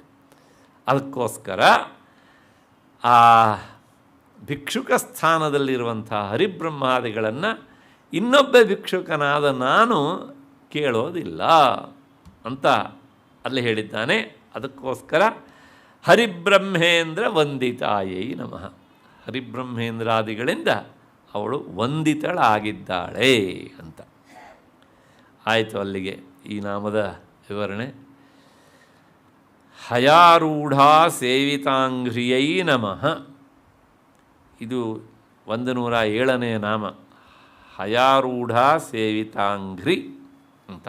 ಅಂಘ್ರಿಯೈ ಅನ್ನೋದು ಚತುರ್ಥಿ ವಿಭಕ್ತಿ. ಅಂತಹ ಪಾದಪದ್ಮ ಉಳ್ಳವಳಿಗೆ ನಮಸ್ಕಾರ ಅಂತ. ಏನಿದು? ಹಯ ಅಂದರೆ ಕುದುರೆ, ಆರೂಢ ಅಂದರೆ ಅದನ್ನು ಏರಿದವಳು, ಸ್ತ್ರೀಲಿಂಗ ಉಂಟಲ್ಲಿ. ಹಯಾರೂಢ ಅಂತ ಒಬ್ಬ ಆಕೆ ದೇವತೆ. ಹಿಂದೆ ಲಲಿತಾ ಸಹಸ್ರನಾಮಲ್ಲಿ ಬಂದಿತ್ತು 67ನೇ ನಾಮವಾಗಿ ಅದು ಬಂದಿತ್ತು ಅಂತ ನನ್ನ ನೆನಪು. ಅಶ್ವಾರೂಢಾಧಿಷ್ಠಿತಾಶ್ವ ಕೋಟಿ ಕೋಟಿಭಿರಾವೃತ. ನೋಡಿ ಅಲ್ವಾ, ಅಲ್ಲ ಅಶ್ವಾರೂಢ ಅಂತ ಬಂದಿತ್ತು. ಅಶ್ವ ಅಂದರೂ ಒಂದೇ, ಹಯ ಅಂದರೂ ಒಂದೇ. ಅಶ್ವಾರೂಢ ಅಂದರೂ ಒಂದೇ, ಹಯಾರೂಢ ಅಂದರೂ ಒಂದೇ. ಹಾಗಾಗಿ ಅಲ್ಲಿ ಅಶ್ವಾರೂಢ ಅಧಿಷ್ಠಿತ ಅಂದರೆ ಕುದುರೆಯನ್ನು ಏರಿ ಕುಳಿತಂತಹ ಆ ಅಶ್ವಾರೂಢ ಎನ್ನುವಂಥ ಒಬ್ಬಾಕೆ ದೇವತೆಯಿಂದ ಅವಳು ಏನಾಗಿದ್ದಾಳೆ ಅಂದರೆ ಅಂತಹ ಕೋಟಿ ಕೋಟಿಭಿ ಆವೃತ, ಅಂತಹ ಕೋಟಿ ಕೋಟಿ ದೇವತೆಗಳಿಂದ ಆವೃತಳಾಗಿದ್ದಾಳೆ ಅಂತ ಅಲ್ಲಿ. ಇಲ್ಲಿ ಅವಳಿಂದ ಸೇವಿತಳಾಗಿದ್ದಾಳೆ ಜಗನ್ಮಾತೆ. ಅಂದರೆ ಆಕೆ ಈಕೆಯ ಪಾದವನ್ನು ಅರ್ಚನೆ ಮಾಡ್ತಾ ಇದ್ದಾಳೆ ಅಂತ. ಯಾಕೆ ಅಂದರೆ ಕಾರಣ ಇಷ್ಟೇ. ಈ ಹಯಾರೂಢ ಅಥವಾ ಅಶ್ವಾರೂಢ ಎನ್ನುವಂತಹ ಈ ದೇವತೆ ಇದ್ದಾಳಲ್ಲ, ತಂತ್ರಶಾಸ್ತ್ರ ಹೇಳುವ ಹಾಗೆ ಜಗನ್ಮಾತೆಯ ಪಾಶಾಯುಧದಿಂದ ಹುಟ್ಟಿದವಳು ಅವಳು ಅಂತ. ಹಾಗಾಗಿ ಅವಳ ಹೆಸರು ಅಶ್ವಾರೂಢ ಅಥವಾ ಹಯಾರೂಢ ಅಂತ ಹೆಸರು. ಆ ಪಾಶ ಆಯುಧದಿಂದ ಉದ್ಭೂತಳಾದವಳು ಅವಳು. ಜಗನ್ಮಾತೆಯ ಅಶ್ವಗಣಕ್ಕೆ, ಹಯ ಸಮುದಾಯಕ್ಕೆ ಒಡತಿ. ಹಾಗಾಗಿ ಅವಳಿಗೆ ಯಾವಾಗಲೂ ಅಶ್ವಾರೂಢ ಅಂತಲೇ ಹೆಸರು ಬಂತಿದೆ ಅಂತ. ಅಪರಾಜಿತ ಎನ್ನುವಂಥ ಒಂದು ಕುದುರೆಯನ್ನು ಏರಿ ಅವಳು ಸಂಚಾರ ಮಾಡ್ತಾಳಂತೆ. ಅಂತಹ ಆ ಅಶ್ವಾರೂಢ ಅಥವಾ ಹಯಾರೂಢ ಅಂತ ಕರೆಸ್ಕೊಳ್ಳುವಂಥ ದೇವತೆಯಿಂದ ಪೂಜಿತಳಾದ ಪಾದವುಳ್ಳವಳಾದ್ದರಿಂದ ಜಗನ್ಮಾತೆ ಹೆಸರೇನಾಯಿತು? ಹಯಾರೂಢ ಸೇವಿತಾಂಘ್ರಿ ಅಂತ. ಅಂಘ್ರಿ ಅಂದರೆ ಪಾದ, ಚರಣ, ಪದ್ಮ ಅಂತ ಅರ್ಥ. ಹಯಾರೂಢ ನಾಮ ನೋಡಿ, ಅಶ್ವಮಾತ್ರ ಸೇನಾನಿ, ಪಾಶಾದಿಂದ ಹುಟ್ಟಿದಂಥ ಅವಳನ್ನು ಜಗನ್ಮಾತೆ ತನ್ನ ಅಶ್ವಸೇನೆಗೆ ಒಡತಿಯನ್ನಾಗಿ ಮಾಡಿದ್ಲಂತೆ. ಇದೆಲ್ಲ ಹಿಂದೆ ಹೇಳಿದ್ದೇನೆ ನಾನು. ಹಾಗಾಗಿ ಅವಳ ಹೆಸರು ಈ ರೀತಿಯಾಗಿ ಬಂದಿದೆ. ವಶ್ಯಕರಿ ತಯಾ ಸೇವಿತವು ಅಂಘ್ರಿ ಯಸ್ಯಾಸ. ಅಂತಹ ಅಶ್ವಾರೂಢ ದೇವತೆಯಿಂದ ಸೇವಿತಳಾದಂಥ ಪಾದಗಳುಳ್ಳವಳು ಅಂತ. ಇದು ಒಂದರ್ಥ.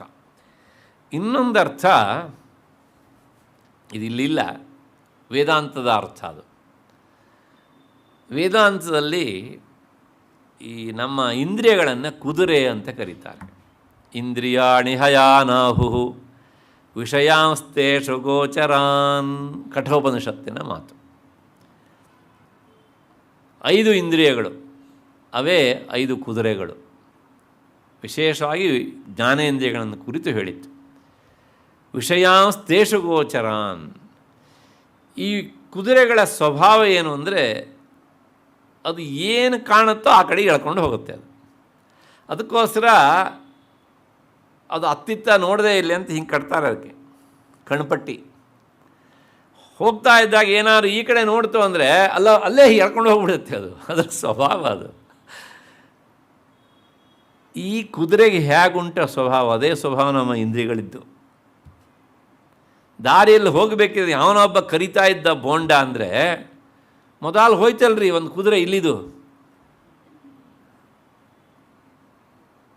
ಕುಡ್ಕೊಂಡು ಬಂತು ಮೊದಲು ವಾಸನೆನ. ತಕ್ಷಣ ಒಳಗಡೆ ಕುಳಿತಿತ್ತಲ್ಲ ಅಶ್ವಾರೂಢ, ಈ 5 ಅಶ್ವಗಳನ್ನು ಏರಿ ಕುಳಿತವಳು ಯಾರು? ಮನಸ್ಸು. ಅವಳಿಗೆ ಹೇಳುತ್ತೆ, ಅದು ತಕ್ಷಣ ಕಾಲಿಗೆ ಆರ್ಡರ್ ಮಾಡುತ್ತೆ, ನಡಿಯಲ್ಲಿಗೆ ಅಂತ. ಉಪನ್ಯಾಸ ಮುಗಿಸ್ಕೊಂಡು ಮನೆಗೆ ಹೋಗೋ ಬದಲು ಅಜ್ಜಿ ಬೋಂಡ ಅಂಗಡಿ ಎಂಟ್ರ್ ಆದರು. ಯಾಕೆ ಹೀಗೆ ಅಂದರೆ ಕುದುರೆಗಳ ಕೆಲಸ ಅದು ಹೀಗೆ ಅಂತ. ಹಾಗಾಗಿ ಇಲ್ಲಿ ಅದನ್ನು ಹೇಳ್ತಾರೆ, ಈ ಪಂಚ ಜ್ಞಾನೇಂದ್ರಿಯಗಳು 5 ಕುದುರೆಗಳಿದ್ದ ಹಾಗೆ. ಈ ಕುದುರೆಗಳನ್ನು ಏರಿ ಕುಳಿತವಳು ಯಾರು? ಮನಸ್ಸು.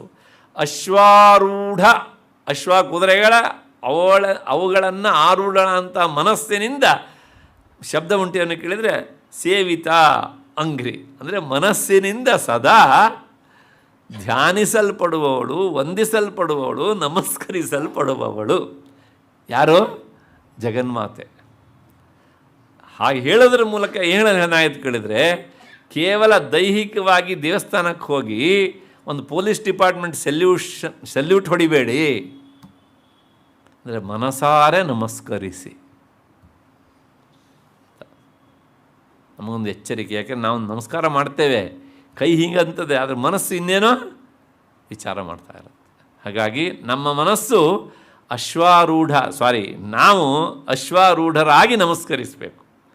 ಮನಸ್ಸಿನ ಮೂಲಕ ಮನಸಾರೆ ಮನಸ್ಸಿಟ್ಟು ನಮಸ್ಕರಿಸಬೇಕು ಹೀಗೆ ಅಂತ. ಅದನ್ನು ಕಠೋಪನಿಷತ್ತು ಭಾಳ ಸುಂದರವಾಗಿ ಹೇಳಿದೆ. ಹಾಗಾಗಿ ಮನಸ್ಸು ಅದು ವಾಸ್ತವಿಕವಾಗಿ ಮನಸ್ಸು ಹಗ್ಗ, ಆದರೆ ಇಲ್ಲಿ ಆ ಮನಸ್ಸೇ ಅಶ್ವಾರೂಢ ಎನ್ನುವಂಥ ದೇವತೆ ಅಂತ ಕರೆದ ಹಾಗೆ ವಿವರಣೆಯನ್ನು ಹೇಳಿದ್ದಾರೆ. ಅಶ್ವಾರೂಢ ಸೇವಿತಾಂಘ್ರಿ ಅಂತ. ಸಹಜ, ಯಾಕೆಂದರೆ ಈ ಇಂದ್ರಿಯಗಳ ಒಡತಿ ಮನಸ್ಸು. ಆ ಮನಸ್ಸು ತನಗೆ ವಿಚಾರ ಮಾಡುವ ಶಕ್ತಿಯನ್ನು ಯಾವ ಚೈತನ್ಯ ಕೊಟ್ಟಿತೋ ಅದನ್ನು ಮತ್ತೆ ಮತ್ತೆ ನೆನಪಿಸಿಕೊಂಡಾಗ ನಿಜವಾದ ಅರ್ಥದಲ್ಲಿ ನಮ್ಮ ಮನಸ್ಸು ಹಯಾರೂಢ ಸೇವಿತಾಂಘ್ರಿ ಆಗತ್ತೆ, ಅಲ್ಲದಿದ್ದರೆ ಆಗೋದಿಲ್ಲ ಅಂತ. ಅಷ್ಟು ಹಿನ್ನೆಲೆಯಲ್ಲಿ ಈ ನಾಮದ ವಿವರಣೆ. ಮತ್ತು ಮುಂದಿನ ನಾಮ ಹಯಮೇಧ ಸಮರ್ಚಿತಾಯೈ ನಮಃ. ಹಯ ಅಂದರೆ ಏನು ಅಂತ ನಾವು ನೋಡಿದ್ವಿ ಇವಾಗ, ಕುದುರೆ ಅಂತ. ಮೇಧ ಅಂದರೆ ಅದನ್ನು ಹನನ ಮಾಡುವುದರ ಮೂಲಕ ಪೂಜೆ ಮಾಡುವಂಥದ್ದು ಹಯಮೇಧ ಅಂತ. ಹಾಗಾಗಿ ಇದನ್ನು ಮಾಡುವವರು ಯಾರು ಅಂದರೆ, ಅಶ್ವಮೇಧ ಯಾಗ ಅಂತ ಒಂದು ಯಾಗ ಉಂಟು. ಸಾಮಾನ್ಯವಾಗಿ ಕ್ಷತ್ರಿಯರು ಅದನ್ನು ಮಾಡ್ತಾರೆ, ಬೇರೆ ಸಮುದಾಯದವರು ಮಾಡೋದು ಬಹಳ ವಿರಳ. ಇಲ್ಲಿ ಹಾಗಲ್ಲ, ಹಯಮೇಧ ಸಮರ್ಚಿತಾಯೇ ನಮಃ. ಆ ಹಯಮೇಧ ಎನ್ನುವಂಥ ಯಾಗದ ಮೂಲಕ ಅರ್ಚಿತಳಾದವಳು ಜಗನ್ಮಾತೆ. ಯಾರು ಅದನ್ನು ಮಾಡ್ತಾರೆ ಅಂತಂದರೆ, ಪುರುಷತ್ವಾದಿಪ್ರಾಪ್ತೈ ಇಲಾದಿಭಿ ಇತ್ಯರ್ಥ. ಇಲಾ ಅಂತ ಒಬ್ಬಾಕೆ ದೇವತೆ. ನಿಮಗೆ ಇಲ್ಲ ಅಂದರೆ ಗೊತ್ತಾಗೋದಿಲ್ಲ, ಆಮೇಲೆ ಅದಕ್ಕೆ ಒತ್ತು ಕೊಟ್ಬಿಟ್ಟಿರ ಇಲ್ಲ ಅಂತ ಆಗ್ಬಿಡುತ್ತೆ. ಆಮೇಲೆ ಇಲ್ಲ ಅಲ್ಲ, ಇಲ್ಲ. ಈಗ ಬೇಕಿದ್ರೆ ಸುಲಭ ಅರ್ಥ ಆಗೋದಕ್ಕೆ ಆ ಲಕಾರವನ್ನು ಲಕಾರ ಮಾಡ್ಕೊಳ್ಳಿ, ಇಳ ಅಂತ ಆಯಿತು. ಇಳ ಅಂದರೆ ಯಾರು ಅಂದರೆ ಭೂಮಿ. ಇಳ ಅಂದರೆ ಭೂಮಿ. ಸಾಮಾನ್ಯವಾಗಿ ಹೆಣ್ಣು ಮಕ್ಕಳಿಗೆ ಈ ತಮಿಳು ಜನ ಹೆಸರಿಡ್ತಾರೆ ಇಳಾವರಸಿ ಅಂತ. ಇಳಾವರಸಿ ಅಲ್ಲ, ಅದು ಇಳಾ ಅರಸಿ, ಇಳೆಯ ಅರಸಿ, ಭೂಮಿಯ ಒಡತಿ ಅಂತ. ಅವರು ಉಚ್ಚಾರ ನಾಲ್ಗೆ ಹೇಗೆ ತಿರುಗತ್ತೋ ಹಾಗೆ ಉಚ್ಚಾರ ಮಾಡ್ತಾರೆ ಬಿಡಿ ಅಂತ. ಸಾಲದಕ್ಕೆ ಇನ್ನೊಂದು ಹೇಳ್ತಾರೆ, ತಮಿಳು ಭಾಷೆಯಲ್ಲಿ ಸಂಸ್ಕೃತ ಶಬ್ದವೇ ಇಲ್ಲೇ.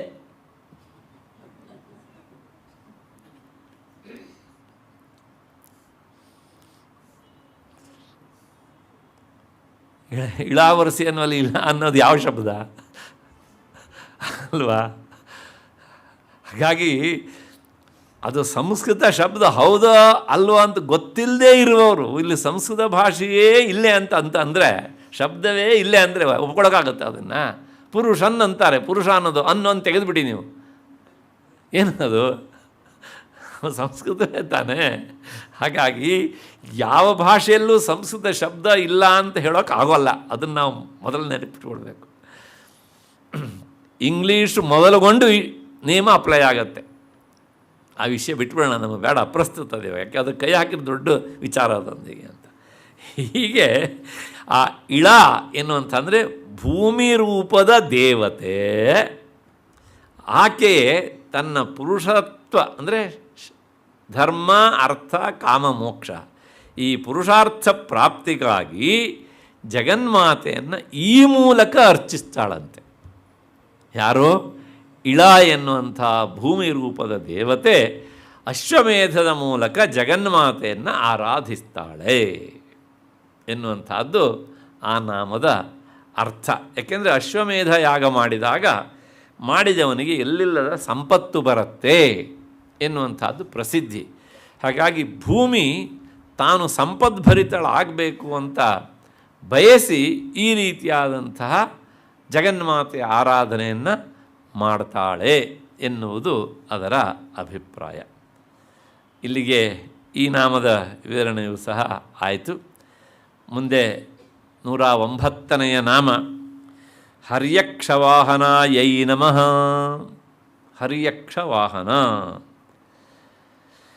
ಹರ್ಯಕ್ಷ ಅನ್ನೋದಕ್ಕೆ ಮೊದಲು ವಾಹನ ಅಂದರೆ ಏನು ಅಂತ ನೋಡಬೇಕು ನಾವು. ಇದು ಸಹ ಪೂರ್ತಿ ಸಂಸ್ಕೃತ ಶಬ್ದವೇ, ನಾವು ಹೇಳ್ತೇವೆ ವಾಹನ ಅಂತ, ಕನ್ನಡದಲ್ಲಿ ಹೇಳ್ತೇವಲ್ಲ, ಕನ್ನಡ ಶಬ್ದ ಅಲ್ಲ, ಹೇಳೋದು ಕನ್ನಡ ಶಬ್ದ ಅಂತ ನಾವು ಅಂದ್ಕೊಬಿಟ್ಟಿದ್ದೀವಿ ಹಾಗೆ ಅಂತ. ಅದದು ಸಂಸ್ಕೃತ ಶಬ್ದ. ವಾಹಯತೀತಿ ವಾಹನಂ, ಒಂದು ಸ್ಥಳದಿಂದ ಇನ್ನೊಂದು ಸ್ಥಳಕ್ಕೆ ಕರೆದುಕೊಂಡು ಹೋಗುವ ಇನ್ಸ್ಟ್ರೂಮೆಂಟಿಗೆ ವಾಹನ ಅಂತ ಹೆಸರು. ಮುಗಿದೋಯ್ತು ಅಷ್ಟೇ. ಅದು 2 ಚಕ್ರದ್ದಾರೂ ಇರ್ಬೋದು, 4 ಚಕ್ರದ್ದಿರ್ಬೋದು, 4 ಕಾಲಿಂದಾದರೂ ಆಗ್ಬೋದು, ರೆಕ್ಕೆ ಇದ್ದಿದ್ದಾದರೂ ಆಗ್ಬೋದು. ಎಲ್ಲದರ ಪರ್ಪಸ್ ಒಂದೇ, ಒಂದು ಸ್ಥಳದಿಂದ ಇನ್ನೊಂದು ಸ್ಥಳಕ್ಕೆ ಕರೆದುಕೊಂಡು ಹೋಗುವ ಸಾಧನ ಅದು ವಾಹನ. ವಾಹಯತಿ ಇತಿ ವಾಹನ. ಹಾಗಿದ್ರೆ ಜಗನ್ಮಾತೆಯ ವಾಹನ ಯಾವುದು ಅಂದರೆ ಹರ್ಯಕ್ಷ. ಹರ್ಯಕ್ಷ ಅಂದರೆ ಸಿಂಹ, ಸಿಂಹ, ಸಿಂಹವಾಹಿನಿ ಅಂತ ಪ್ರಸಿದ್ಧ. ಆ ಶಬ್ದ ಹೇಳಿದ್ರೆ ನಮಗೆ ಗೊತ್ತಾಗುತ್ತೆ. ಹರ್ಯಕ್ಷ ವಾಹನ ಅಂದರೆ ಗೊತ್ತಾಗೋದಿಲ್ಲ, ಯಾಕೆಂದರೆ ಅದು ತುಂಬ ಅಪರಿಚಿತವಾದ ಶಬ್ದ. ಇಂಥ ಶಬ್ದಗಳನ್ನು ಹೇಳಿ ನಮಗೆ ತ್ರಿಶತಿ ಪರಿಚಯ ಮಾಡುತ್ತೆ ನಮಗೆ. ಅಲ್ಲಿಗೆ ನಿಲ್ಲಬೇಡ, ಇಲ್ಲೂ ಒಂದು ಶಬ್ದ ಉಂಟು, ಈ ಮೂಲಕವೂ ಸಹ ಆಕೆಯನ್ನು ಹೇಳೋದಕ್ಕಾಗತ್ತೆ. ಇನ್ನೂ ಬಿಡಿಸಿ ಹೇಳ್ತಾರೆ ಕೇಸರಿ ವಾಹನಂ. ಕೇಸರಿ ಮತ್ತು ಬಾತ್ ಅಂತ ಸೇರಿಸ್ಬಿಟ್ಟಿರ. ಕೇಸರಿ, ಸಂಸ್ಕೃತದಲ್ಲಿ ಕೇಸರಿ ಅಂದರೆ ಸಿಂಹ. ಸಿಂಹೋ ಮೃಗೇಂದ್ರ ಪಂಚಾಸ್ಯ ಹರ್ಯಕ್ಷ ಕೇಸರಿ ಹರಿಹಿ. ಹರಿ ಅಂದರೂ ಸಿಂಹ, ಮತ್ತೆ ಲಕ್ಷ್ಮೀಪತಿ ಹರಿ ಅವನು ಬೇರೆ, ಇಲ್ಲಿ ಹರಿ ಅಂದರೆ ಸಿಂಹ. ಇಷ್ಟೆಲ್ಲ ಅರ್ಥ ನೋಡಿ. ಹಾಗಾಗಿ ಕೇಸರಿ ಸಿಂಹ, ಯಸ್ಯಾಹ ಸ ಅಂದರೆ ಸಿಂಹವೇ ವಾಹನವಾಗಿ ಉಳ್ಳವಳಾದ್ದರಿಂದ ಅವಳು ಹರ್ಯಕ್ಷ ವಾಹನ ಅಂತ. ಯಾವಾಗ ಅವಳು ಸಿಂಹವನ್ನೇರಿ ಕುಳಿತಿದ್ಲು ಅಂದರೆ ಮಹಾಲಕ್ಷ್ಮಿ ರೂಪ ದುರ್ಗಾ. ದುರ್ಗಾ ದುಃಖ ದುರಂತಗಳನ್ನು ದೂರ ಮಾಡುವವಳು ದುರ್ಗಾ ಅಂತ ಒಂದು. ಅದರ ಜೊತೆಗೆ ದುಷ್ಟರ ಸಂಹಾರ ಮಾಡುವ ಕಾಲದಲ್ಲಿ ಅವಳು ಸಿಂಹಾರೂಢಳಾಗಿ ಸಾಕಷ್ಟು ದುಷ್ಟರನ್ನು ಸಂಹಾರ ಮಾಡಿದ್ದಾಳೆ. ಹಾಗಾಗಿ ಅವಳು ಹೆಸರು ಸಿಂಹಾರೂಢ, ಅಶ್ವಾರೂಢ ಇತ್ಯಾದಿ ಇತ್ಯಾದಿ.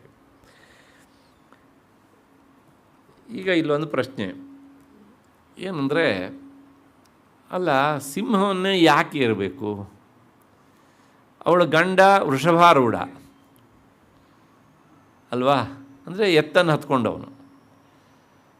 ಇವಳು ಬೇಕಿದ್ರೆ ಆನೆ ಮೇಲೆ ಹತ್ಕೊಂಡು ಓಡಾಡ್ಬೋದಿತ್ತಲ್ವಾ, ಯಾಕೆ ಸಿಂಹವನ್ನು ಯಾಕೆ ಹತ್ಕೊಳ್ಬೇಕು? ಇದಕ್ಕೆ 2 ಕಾರಣ ಉಂಟು. ಪ್ರಾಣಿಗಳಲ್ಲಿ ಅತ್ಯಂತ ಬಲಿಷ್ಠವಾದದ್ದು ಸಿಂಹ ಅಲ್ಲ, ಆನೆಯೂ ಅಲ್ಲ. ಸಿಂಹದ ಎದುರಿನಲ್ಲಿ ಎಷ್ಟರ ಮಟ್ಟಿಗೆ ಭಾಷೆಯಲ್ಲಿ ವ್ಯವಹಾರ ಉಂಟು ಅಂತಂದರೆ ಆನೆಗೆ ಸಿಂಹದ ಕನಸು ಬಿದ್ದರೆ ಸತ್ತೋಗ್ಬಿಡತ್ತಂತೆ. ಅದಕ್ಕೋಸ್ಕರ ಒಂದು ಮಾತು ಹೇಳ್ತಾರೆ, ಅದು ಹೌದಾ ಅಲ್ಲೋ ಗೊತ್ತಿಲ್ಲ, ಆನೆ ಮನಗೋದೇ ಇಲ್ಲ ಅಂತ. ಆನೆ ಮಲಗಿದ್ದು ಯಾವಾಗ ನೋಡಿದ್ದೀರಾ? ಯಾವಾಗಲೂ ಅದು ನಿಂತೇ ಇರುತ್ತೆ, ಹೌದು ತಾನೇ? ಮಲಗೋದಿಲ್ಲ. ನೀರಿಗೆ ಬಿಟ್ಟಾಗ ಕ್ರೀಡೆಗೋಸ್ಕರ ಮಲಗತ್ತೆ, ದಟ್ ಈಸ್ ಸಪ್ರೇಟ್. ನಿದ್ದೆಗೋಸ್ಕರ ಮಲಗೋದು ಅಂತಿಲ್ಲ. ಬೇರೆ ಎಲ್ಲ ಪ್ರಾಣಿಗಳು ಮಲಗ್ತವೆ, ಅದರ ಆನೆ ನಿಂತೆ ಅದು ಆ ಕಡೆ ಈ ಕಡೆ ಹೀಗೆ ಧ್ವನಿತಾ ಇರುತ್ತೆ, ಅದೇ ಅದರ ವಿಶ್ರಾಂತಿ. ಯಾಕೆ ಮನಗೋದಿಲ್ಲ ಅಂತ ಕೇಳಿದಾಗ ಇದೊಂದು ಉತ್ತರ ಹೇಳ್ತಾರೆ, ನನಗೆ ಗೊತ್ತಿಲ್ಲ ಅದು ಹೌದಾ ಅಲ್ವಾ ಅಂತ. ಹಾಗೆ ಮನಗಿದ್ರೆ ಅದಕ್ಕೆ ಸಿಂಹದ ಕನಸು ಬೀಳತ್ತಂತೆ, ಅದಕ್ಕೆ ತಾನು ಸತ್ತೋಗಿಬಿಡ್ತೇನೆ ಅನ್ನುವಂಥ ಒಂದು ಭಯ ಅಂತ. ಅಂದರೆ ಏನು ಹೇಳ್ದಂಗಾಯಿತು, ಆನೆ ಸಿಂಹದಷ್ಟು ಬಲಿಷ್ಠವಲ್ಲ, ಅಥವಾ ಸಿಂಹ ಆನೆಗಿಂತ ಹೆಚ್ಚು ಬಲಿಷ್ಠ ಅಂತ. ಹಾಗಾಗಿ ಅದಕ್ಕೆ ಹೆಸರು ನೋಡಿ ವನರಾಜ. ಇದು ಗಜರಾಜ ಹೌದು, ಆದರೆ ಈ ಗಜರಾಜ ವನರಾಜ ಅಲ್ಲ. ಕಾಡಿನಲ್ಲಿ ಅನಭಿಷಿಕ್ತನ ಅಂತ ರಾಜ ಯಾರು ಅಂದರೆ ಸಿಂಹವೇ, ಹೌದು ತಾನೇ? ಹೀಗೆ ಅನಭಿಷಿಕ್ತನಾದಂಥ ಸಿಂಹವನ್ನು ವಾಹನವಾಗಿ ಮಾಡಿಕೊಂಡವಳು ಒಂದರ್ಥ. ಯಾವಾಗಲೂ ಹಾಗೆ ಅಲ್ವಾ? ವಾಹನದಿಂದ ಬಂದು ಇಳಿಯುವವರು ಯಾವ ವಾಹನದಿಂದ ಇಳಿದು ಅಂತ ಬಹಳಷ್ಟು ಜನ ನೋಡ್ತಾ ಇರ್ತಾರೆ. ಕೆಲವು ಜನರು ಅದೇ ದೃಷ್ಟಿ. ಅವನೇನೋ ಬೈಕಲ್ಲಿ ಬಂದ್ರಾ, ಆ ಬೈಕಲ್ಲೂ ಸಹ ಎಂಥದ್ದು ಅಂತ ಪ್ರಶ್ನೆ. ಸರಿ, ಲೆಕ್ಕಕ್ಕಿಲ್ಲ, ಅದು ಬಿಡಿ, ಯಾವ ಬೈಕಲ್ಲಿ ಬಂದರೂ ಸಹ.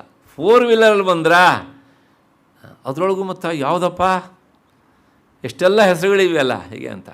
ಅದೇ ಹತ್ತತ್ರ ಒಂದು 15 ಫೀಟ್ ಉದ್ದ ಇರಬೇಕು, ಒಬ್ಬನೇ ಹೋಗಬೇಕು, ರಸ್ತೆ ತುಂಬ ಅವನ ಕಾರೇ ಕಾಣ್ತಾ ಇರಬೇಕು. ಇಂಥದ್ರಿಂದ ಬಂದು ಇಳಿದ್ರೆ ಆಗ ಅವನು ದೊಡ್ಡ ವ್ಯಕ್ತಿ, ಹೌದು ತಾನೆ? ಹಾಗೆಯೇ ಜಗನ್ಮಾತೆ ಅವಳು ಲೋಕದ ಒಡತಿ ಆದದ್ರಿಂದ ಅವಳ ವಾಹನವೂ ಹಾಗೆ ಇರಬೇಕೇ ಬೇಡವಾ? ಅಷ್ಟೇ ಸಿಂಪಲ್ ಲಾಜಿಕ್. ಹಾಗಾಗಿ ಆ ವಾಹನವನ್ನು ನೋಡಿಯೇ ಅವಳನ್ನು ನೀವು ಗುರುತಿಸಬಹುದು, ಅವಳು ಎಷ್ಟು ಸಮರ್ಥಳು ಅಂತ.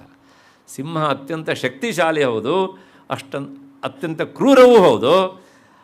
ಅದನ್ನು ವಾಹನವನ್ನಾಗಿ ಮಾಡಿಕೊಳ್ಳಬೇಕಿದ್ರೆ ಅವಳ ಶಕ್ತಿ ಎಷ್ಟು ಅಂತ ಊಹಿಸಿಕೊಳ್ಳಿ ಎನ್ನುವಂಥದ್ದು ಅದರ ಇನ್ನೊಂದು ಮಜಲಿನ ಅರ್ಥ. ಹಾಗಾಗಿ ಅವಳು ಆ ದುರ್ಗಾ ರೂಪದಿಂದ ಇದ್ದು ಸಿಂಹಾರೂಢಳಾದ್ದರಿಂದ ಹರಿಯಕ್ಷ ವಾಹನ ಎನ್ನುವಂಥದ್ದು ಅವಳ ಹೆಸರು. ಇಷ್ಟಾದಮೇಲೆ ಈಗ ಇನ್ನೊಂದು ಸಂಶಯ ಮತ್ತೆ, ಅಲ್ಲ ಅವಳು ಕೆಲವು ಸಲ ಹಂಸವನ್ನು ಏರಿದ್ದಾಳೆ ಅಲ್ವಾ ಅಂತಂದರೆ ಮುಂದಿನ ನಾಮ ಅದನ್ನೇ ಹೇಳುತ್ತೆ ನೋಡಿ, ಹಂಸವಾಹನ ಯೈ ನಮಃ. ಹಂಸವಾಹನ ಅಂದರೆ ಹಂಸವಾಹನ ಭಾಳ ಸುಂದರವಾದಂಥ ಅರ್ಥ ವಿವರಣೆ ಉಂಟು ಇದಕ್ಕೆ. ತಾಯಿ ಶಾರದೆಯ ಸ್ವರೂಪಿಣಿ, ಸರಸ್ವತಿಯ ರೂಪಿಣಿ ಅವಳು. ಸರಸ್ವತಿಯಾದಾಗ ಅವಳು ಹಂಸಾರೂಢ. ನವರಾತ್ರಿಯಲ್ಲಿ ನೋಡಿ ಒಂದೊಂದು ದಿವಸ ಒಂದೊಂದು ಅಲಂಕಾರವನ್ನು ಮಾಡ್ತಾರೆ ಈಗ ಅಂತ. ಹಾಗಾಗಿ ಅವಳು ಹಂಸಾರೂಢಳಾಗ್ತಾಳೆ. ಹಾಗಿದ್ರೆ ಹಂಸ ಅಂದರೆ ಅರ್ಥ ಏನು ಅಂದರೆ ಇದಕ್ಕೆ 2 ಅರ್ಥ ಉಂಟು. ಹಂತಿ ಗಚ್ಚತಿ ಇತಿ ಹಂಸ. ಯಾವುದು ನಿರಂತರ ಸಂಚಾರ ಮಾಡ್ತಾ ಇರುತ್ತೋ ಅದರ ಹೆಸರು ಹಂಸ ಅಂತ. ಹಂಸ ಕೊಳದಲ್ಲಿರುತ್ತೆ ನೋಡಿ, ಯಾವಾಗಲೂ ಸಂಚಾರ ಮಾಡ್ತಾನೇ ಇರುತ್ತೆ ಅದು ಸಹ. ಆನೆ ಹೇಗೆ ಮಲಗೋದಿಲ್ವೋ, ಹಂಸ ನಿಂತಿರೋದು ಬಹಳ ಅಪರೂಪ, ನಿರಂತರ ಸಂಚಾರ ಮಾಡ್ತಾನೇ ಇರುತ್ತೆ ನೀರಲ್ಲಿ. ಆದ್ದರಿಂದ ಹಂಸ ಅನ್ನೋದಕ್ಕೆ ಅರ್ಥ ನಿರಂತರ ಸಂಚರಿಸುವುದು ಅಂತ. ಹಾಂ, ಈಗ ಇನ್ನೊಂದು ಅರ್ಥ ಹೊಳೆಯುತ್ತೆ ನಮಗೆ. ನಿರಂತರ ಸಂಚರಿಸುವವನು ಒಬ್ಬನಿದ್ದಾನೆ ಈ ಪ್ರಪಂಚದಲ್ಲಿ, ರೆಸ್ಟ್ಲೆಸ್ ಪರ್ಸನ್ ಅವನು. ಯಾರಪ್ಪ? ಸೂರ್ಯ ಅಲ್ವಾ? ಅವನು ಯಾವತ್ತಾರು ಒಂದು ದಿವಸ ಹುಷಾರಿಲ್ಲ ಅಂತ ಮನಗಿದ್ದು, ಸಿಕ್ ಲೀವ್ ಹಾಕಿದ್ದು ಉಂಟಾ? ಇಲ್ಲ ಅಲ್ವಾ? 2 ದಿವಸ ಮೋಡ ಕವಿದ್ರೆ ಸಾಕು, ಚಡಪಡಿಸ್ತಾ ಇರ್ತೀವಿ ನಾವು. ಆಮೇಲೆ ಬಿಸಿಲು ಬಂದ ತಕ್ಷಣ ಒಬ್ಬೊಬ್ಬರ ಮನೆ ಟೆರೇಸ್ ಅನ್ನೋದು ಶಾಮಿಯಾನದವರೆಗೆ ಈಚೆ ಬರ್ತಾ ಇರುತ್ತೆ ಹೀಗೆ ಅಂತ. ಯಾಕೆ ಅವನು ಸಂಚಾರ ಮಾಡಬೇಕು. ಅವನು ಸಂಚಾರ ಮಾಡಿದರೆ ಜಗತ್ತಿಗೆ ಒಂದು ಶೋಭೆ. ನಿರಂತರ ಸಂಚಾರ ಮಾಡ್ತಾನೆ ಅವನು. ಹಾಗಾಗಿ ಹಂಸ ಅನ್ನೋದಕ್ಕೆ ಅರ್ಥ, ಮೊದಲನೇ ಅರ್ಥ ಪಕ್ಷಿ, ಎರಡನೇ ಅರ್ಥ ಸೂರ್ಯ. ಅಂದರೆ ಸರಸ್ವತಿಯಾಗಿ ಆ ಹಂಸ ಪಕ್ಷಿಯನ್ನು ವಾಹನವನ್ನಾಗಿಸಿಕೊಂಡವಳಾದ್ದರಿಂದ ಅವಳು ಹಂಸವಾಹನ ಅಂತ. ಮತ್ತು ಸೂರ್ಯನಿಗಾದಾಗಾದರೆ ಆ ಸೂರ್ಯನೇ ಹಂಸ, ಅವನಲ್ಲಿ ಚೈತನ್ಯ ರೂಪದಲ್ಲಿ ಇದ್ದು ಅವನನ್ನು ಪ್ರೇರೇಪಿಸುವವಳು. ನಾವು ಸೂರ್ಯನನ್ನು ಧ್ಯಾನ ಮಾಡ್ತೇವಲ್ಲ, ಏನಂತ ಧ್ಯಾನ ಮಾಡೋದು? ಹಿಂದೆ ಗಾಯತ್ರಿ ಸಂಬಂಧಪಟ್ಟ ಹಾಗೆ ಲಲಿತಾ ಸಹಸ್ರನಾಮ ಹೇಳಬೇಕಿದ್ರೆ ನಾನು ಹೇಳಿದ್ದೇನೆ, ಸೂರ್ಯಮಂಡಲ ಮಧ್ಯದಲ್ಲಿ ಇರುವವಳು ಜಗನ್ಮಾತೆಯೇ. ಅಲ್ಲಿ ಆಕೆಯನ್ನು ಈಶ್ವರ ಶಕ್ತಿ ಅಂತ ಕರೆದಿದ್ದಾರೆ. ಹಾಗಾಗಿ ಆ ಹಂಸ ಅಂತ ಕರೆಸಿಕೊಳ್ಳುವಂಥ ಸೂರ್ಯನನ್ನು ಏರಿ ಪ್ರಪಂಚದ ಪರ್ಯಟನೆ ಮಾಡುವವಳಾದ್ದರಿಂದ ಅವಳ ಹೆಸರು ಹಂಸವಾಹಿನಿ, ಸೂರ್ಯಾರೂಢ ಅಂತ ಅರ್ಥ. ಇದು ಎರಡನೇ ಅರ್ಥ. ಮತ್ತು ಮೂರನೇ ಅರ್ಥ ಇನ್ನೊಂದು ಉಂಟು ಇದಕ್ಕೆ, ನಿರಂತರ ಸಂಚಾರ ಮಾಡೋದಪ್ಪ. ಇನ್ನೊಂದುಂಟು, ಮಧ್ಯದಲ್ಲಿ ಒಂದು ಅವಾಂತರ ವಿಷಯ ಹೇಳ್ಬಿಡ್ತೇನೆ ನಾನು. ಈ ವಿಷಯ ಹೇಳೋಕ್ಕಿಂತ ಮೊದಲು ಈಗ ನೆನಪಾಯಿತು ನನಗೆ ತಕ್ಷಣಕ್ಕೆ. ಉಪನಿಷತ್ತು ಒಂದು ಪ್ರಶ್ನೆ ಕೇಳುತ್ತೆ, ಕಶ್ಚಿದೇಕಾಕೀ ಚರತಿ ಕೌಸ್ವಿಜ್ಜಾಯತೆ ಪುನಃ ಅಂತ ಪ್ರಶ್ನೆ. ಎರಡು ಕ್ವಶ್ಚನ್ ಇದರೊಳಗೆ. ಕಶ್ಚಿತು ಏಕಾಕೀ ಚರತಿ, ಯಾವಾತ ಈ ಪ್ರಪಂಚದಲ್ಲಿ ಒಂಟಿಯಾಗಿ ನಿರಂತರ ಸಂಚಾರ ಮಾಡ್ತಾನೆ ಅಂತ ಪ್ರಶ್ನೆ. ಈ ಪ್ರಶ್ನೆಗೆ ಉತ್ತರ ಹೇಳುತ್ತೆ, ಸೂರ್ಯ ಏಕಾಕೀ ಚರತಿ ಅಲ್ವಾ? ಎಷ್ಟು ಸುಂದರವಾಗಿದೆ ನೋಡಿ. ಮತ್ತು ಎರಡನೇ ಪ್ರಶ್ನೆ, ಕೌಸ್ವಿಜ್ಜಾಯತೆ ಪುನಃ, ಯಾವನು ಮತ್ತೆ ಮತ್ತೆ ಹುಟ್ಟುತ್ತಾನೆ ಅಂತ. ಮತ್ತೆ ಮತ್ತೆ ನಾವಾದರೆ 50-60 ವರ್ಷ ಅಥವಾ ಶತಮಾನಂ ಭವತಿ ಆದಮೇಲೆ ಈ ದೇಹ ಬಿಟ್ಟು ಹುಟ್ಟುವವರು ಅಂತ ಇಟ್ಕೊಳ್ಳೋಣ. ಅವನು ಹಂಗಲ್ಲ, ಮತ್ತೆ ಮತ್ತೆ ವರ್ಷಕ್ಕೆ 12 ಸಲ ಹುಟ್ಟುತ್ತಾನಂತೆ ಅವನು. ಯಾರಪ್ಪ? ಅವನೇ ಚಂದ್ರ. ಚಂದ್ರಮಾ ಜಾಯತೆ ಪುನಃ ಅಲ್ವಾ? ಚಂದ್ರ ಯಾವಾಗ ಹುಟ್ಟೋದು? ಪ್ರತಿ ಪೂರ್ಣಿಮೆಗೆ ಅವನು ಹುಟ್ಟುತ್ತಾನೆ ಇರ್ತಾನೆ. ಮತ್ತು ಅಮಾವಾಸ್ಯೆ ದಿವಸ ಪೂರ್ತಿ ಆತ ತನ್ನ ಕಲೆಯನ್ನು ಕಳ್ಕೊಳ್ತಾನೆ. ಒಂದು ಕಲೆ ಉಳಿದಿರುತ್ತೆ, ಒಂದೇ ಒಂದು ಕಲೆ ಉಳಿದಿರುತ್ತೆ. ಆ ಕಲೆಯೇ ಮುಂದೆ ಎರಡನೆಯ ಕಲೆಗೆ ಅದು ಬೀಜಾವಾಪವನ್ನು ಮಾಡುತ್ತೆ. ಹಾಗಾಗಿ ಇದು ಅವಾಂತರ ವಿಷಯ. ಚಂದ್ರ ಮತ್ತೆ ಮತ್ತೆ ಹುಟ್ಟುತ್ತಾನೆ, ಸೂರ್ಯ ಒಂಟಿಯಾಗಿ ಸಂಚಾರ ಮಾಡ್ತಾನೆ. ಆಯಿತು, ಮತ್ತೆ ವಿಷಯಕ್ಕೆ ಬರೋಣ. ಇನ್ನೊಬ್ಬ ಇದ್ದಾನೆ ನಿರಂತರ ಸಂಚಾರ ಮಾಡುವವನು. ಅವನು ಸಂಚಾರ ಮಾಡಲಿಲ್ಲ ಅಂದರೆ ನಮ್ಮ ಸಂಚಾರ ಸ್ಟಾಪ್ ಆಗಿಬಿಡುತ್ತೆ.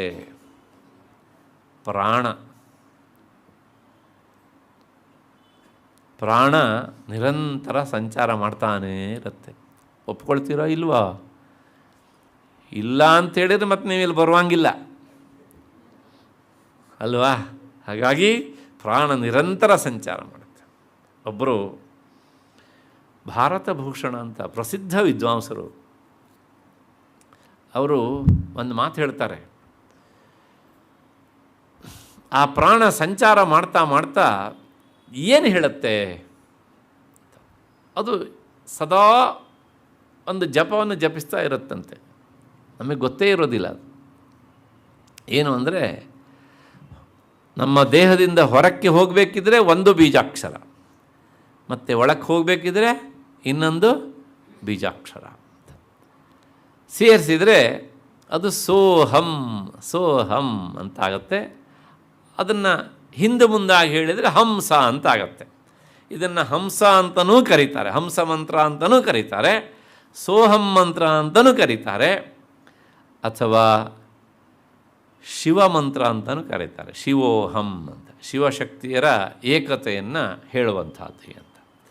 ಹೀಗೆ ಈ ಪ್ರಾಣ ಜಪಿಸತ್ತಲ್ಲ ಸೋಹಂ ಸೋಹಂ ಅಂತ, ಇದು ಯಾವತ್ತಿಂದ ಶುರು ಮಾಡಿತು ಜಪಿಸೋದಕ್ಕೆ?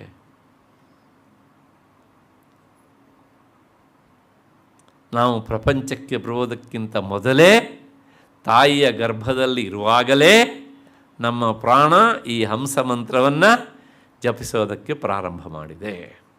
ಯಾಕೆ ಹೇಳ್ತಾರೆ ಗೊತ್ತಾ ಈ ಮಾತನ್ನು? ನೀನು ಯಾವುದಾದ್ರೂ ಮಂತ್ರದ ಜಪ ಮಾಡು, ನಾನು ಅದಕ್ಕೆ ಉಪದೇಶ ತಗೊಂಡೆ, ಇದನ್ನು ಉಪದೇಶ ತಗೊಂಡೆ ಅಂತ ಏನಾದರೂ ಕೊಚ್ಕೋ, ಆದರೆ ಇದು ಯಾವುದನ್ನು ನೀನು ನಿರಂತರ ಮಾಡಲಾರೆ.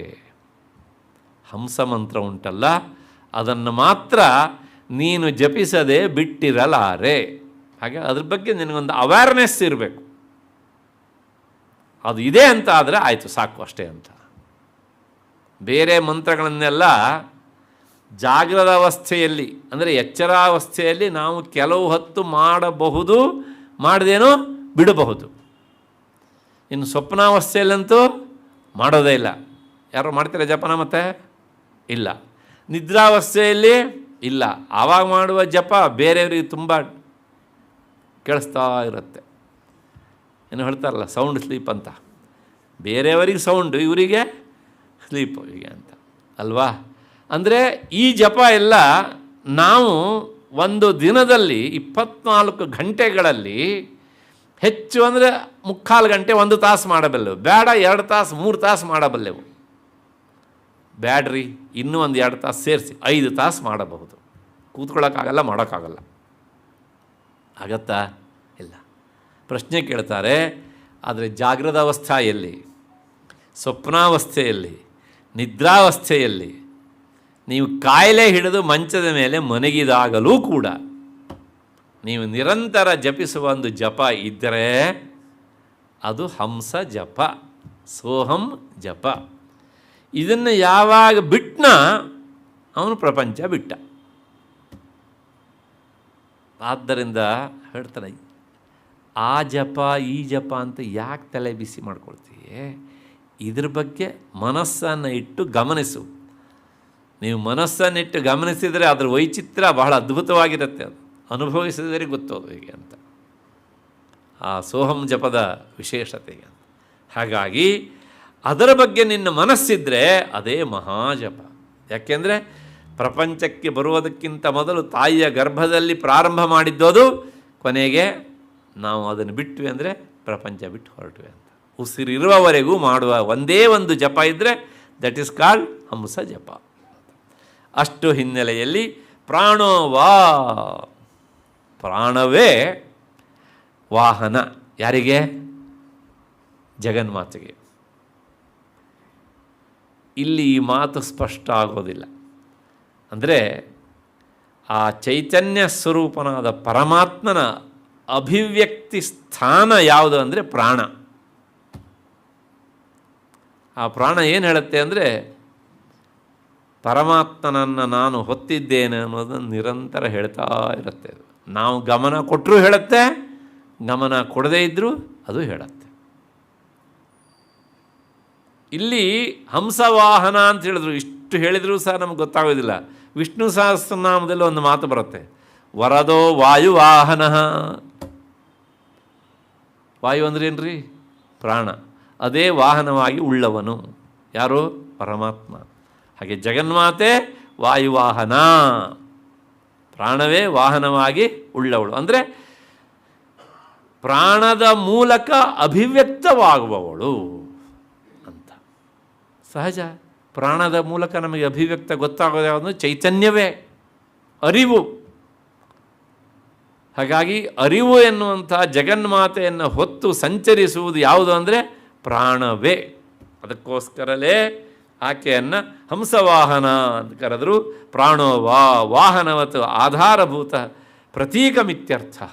ಜಗನ್ಮಾತೆಯ ಪ್ರತಿನಿಧಿಯಾಗಿ ನಾವು ಹೇಳೋದು ಯಾವುದನ್ನು ಅಂದರೆ ಪ್ರಾಣವನ್ನೇ. ಅದಕ್ಕೋಸ್ಕರ ಹೇಳ್ತೇವಲ್ಲ ನಾವು, ಏನಂದರೆ ಪ್ರಾಣ ಹೋಯ್ತು. ಪ್ರಾಣ ಹೋಯ್ತು ಅಂದರೆ ದೇಹದಲ್ಲಿ ಈವರೆಗಿದ್ದಂತಹ ಚೈತನ್ಯ ಅದು ಸ್ತಬ್ಧವಾಗಿದೆ, ಅಭಿವ್ಯಕ್ತವಾಗುವುದನ್ನು ಅದು ಸ್ಟಾಪ್ ಮಾಡಿದೆ, ನಿಲ್ಲಿಸಿಬಿಟ್ಟಿದೆ ಎನ್ನುವಂಥದ್ದು. ಹೀಗೆ ಅಭಿವ್ಯಕ್ತಿ ಸ್ಥಾನ ಮಿತಿ ಯಾವತ್ತು. ಇದನ್ನು ಬಹಳ ಸುಂದರವಾಗಿ ಹೇಳುತ್ತೆ. ಸೂರ್ಯನಲ್ಲೂ ಸಹ ಇರುವ ಶಕ್ತಿ ಜಗನ್ಮಾತೆ, ನಮ್ಮೊಳಗಿರುವಂತಹ ಶಕ್ತಿಯು ಸಹ ಅದೇ.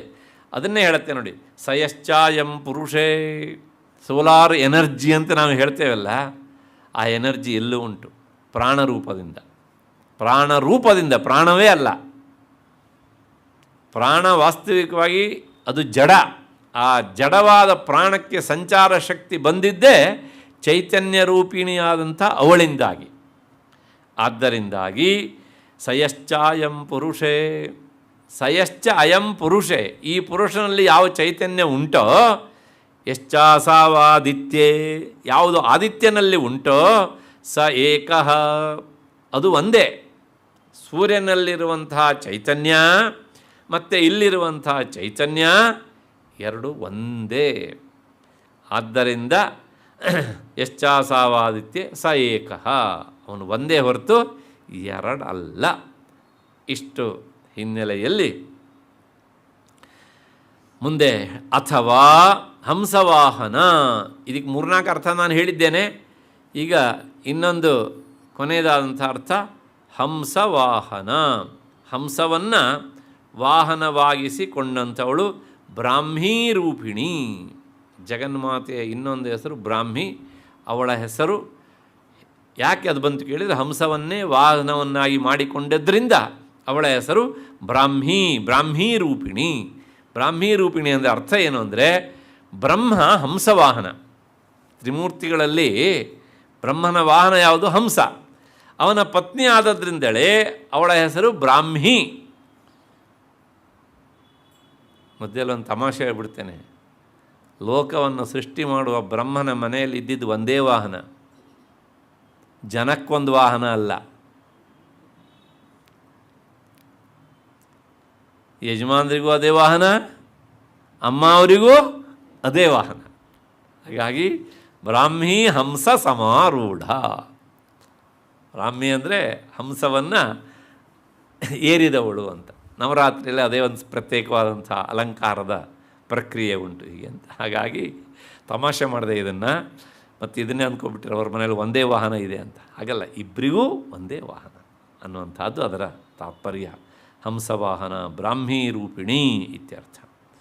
ಇಲ್ಲಿಗೆ ಈ ನಾಮದ ಸುಮಾರು ಅರ್ಥಗಳನ್ನು ನೋಡಿದ್ದಾಯಿತು. 4-5 ಅರ್ಥ ನೋಡಿದ್ದೇವೆ. ಮುಂದಿನದು ಹತದಾನವಾಯೈ ನಮಃ. ಹತದಾನವ,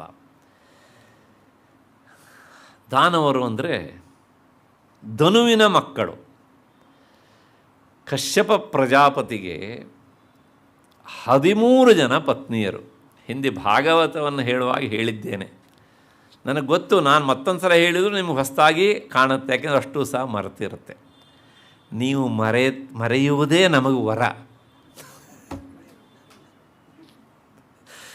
ಹೇಳಿದ್ದೆಲ್ಲ ನಿಮಗೆ ನೆನಪಿದ್ರೆ ನಮಗೇನ್ರಿ ಕೆಲಸ? ಮತ್ತೆ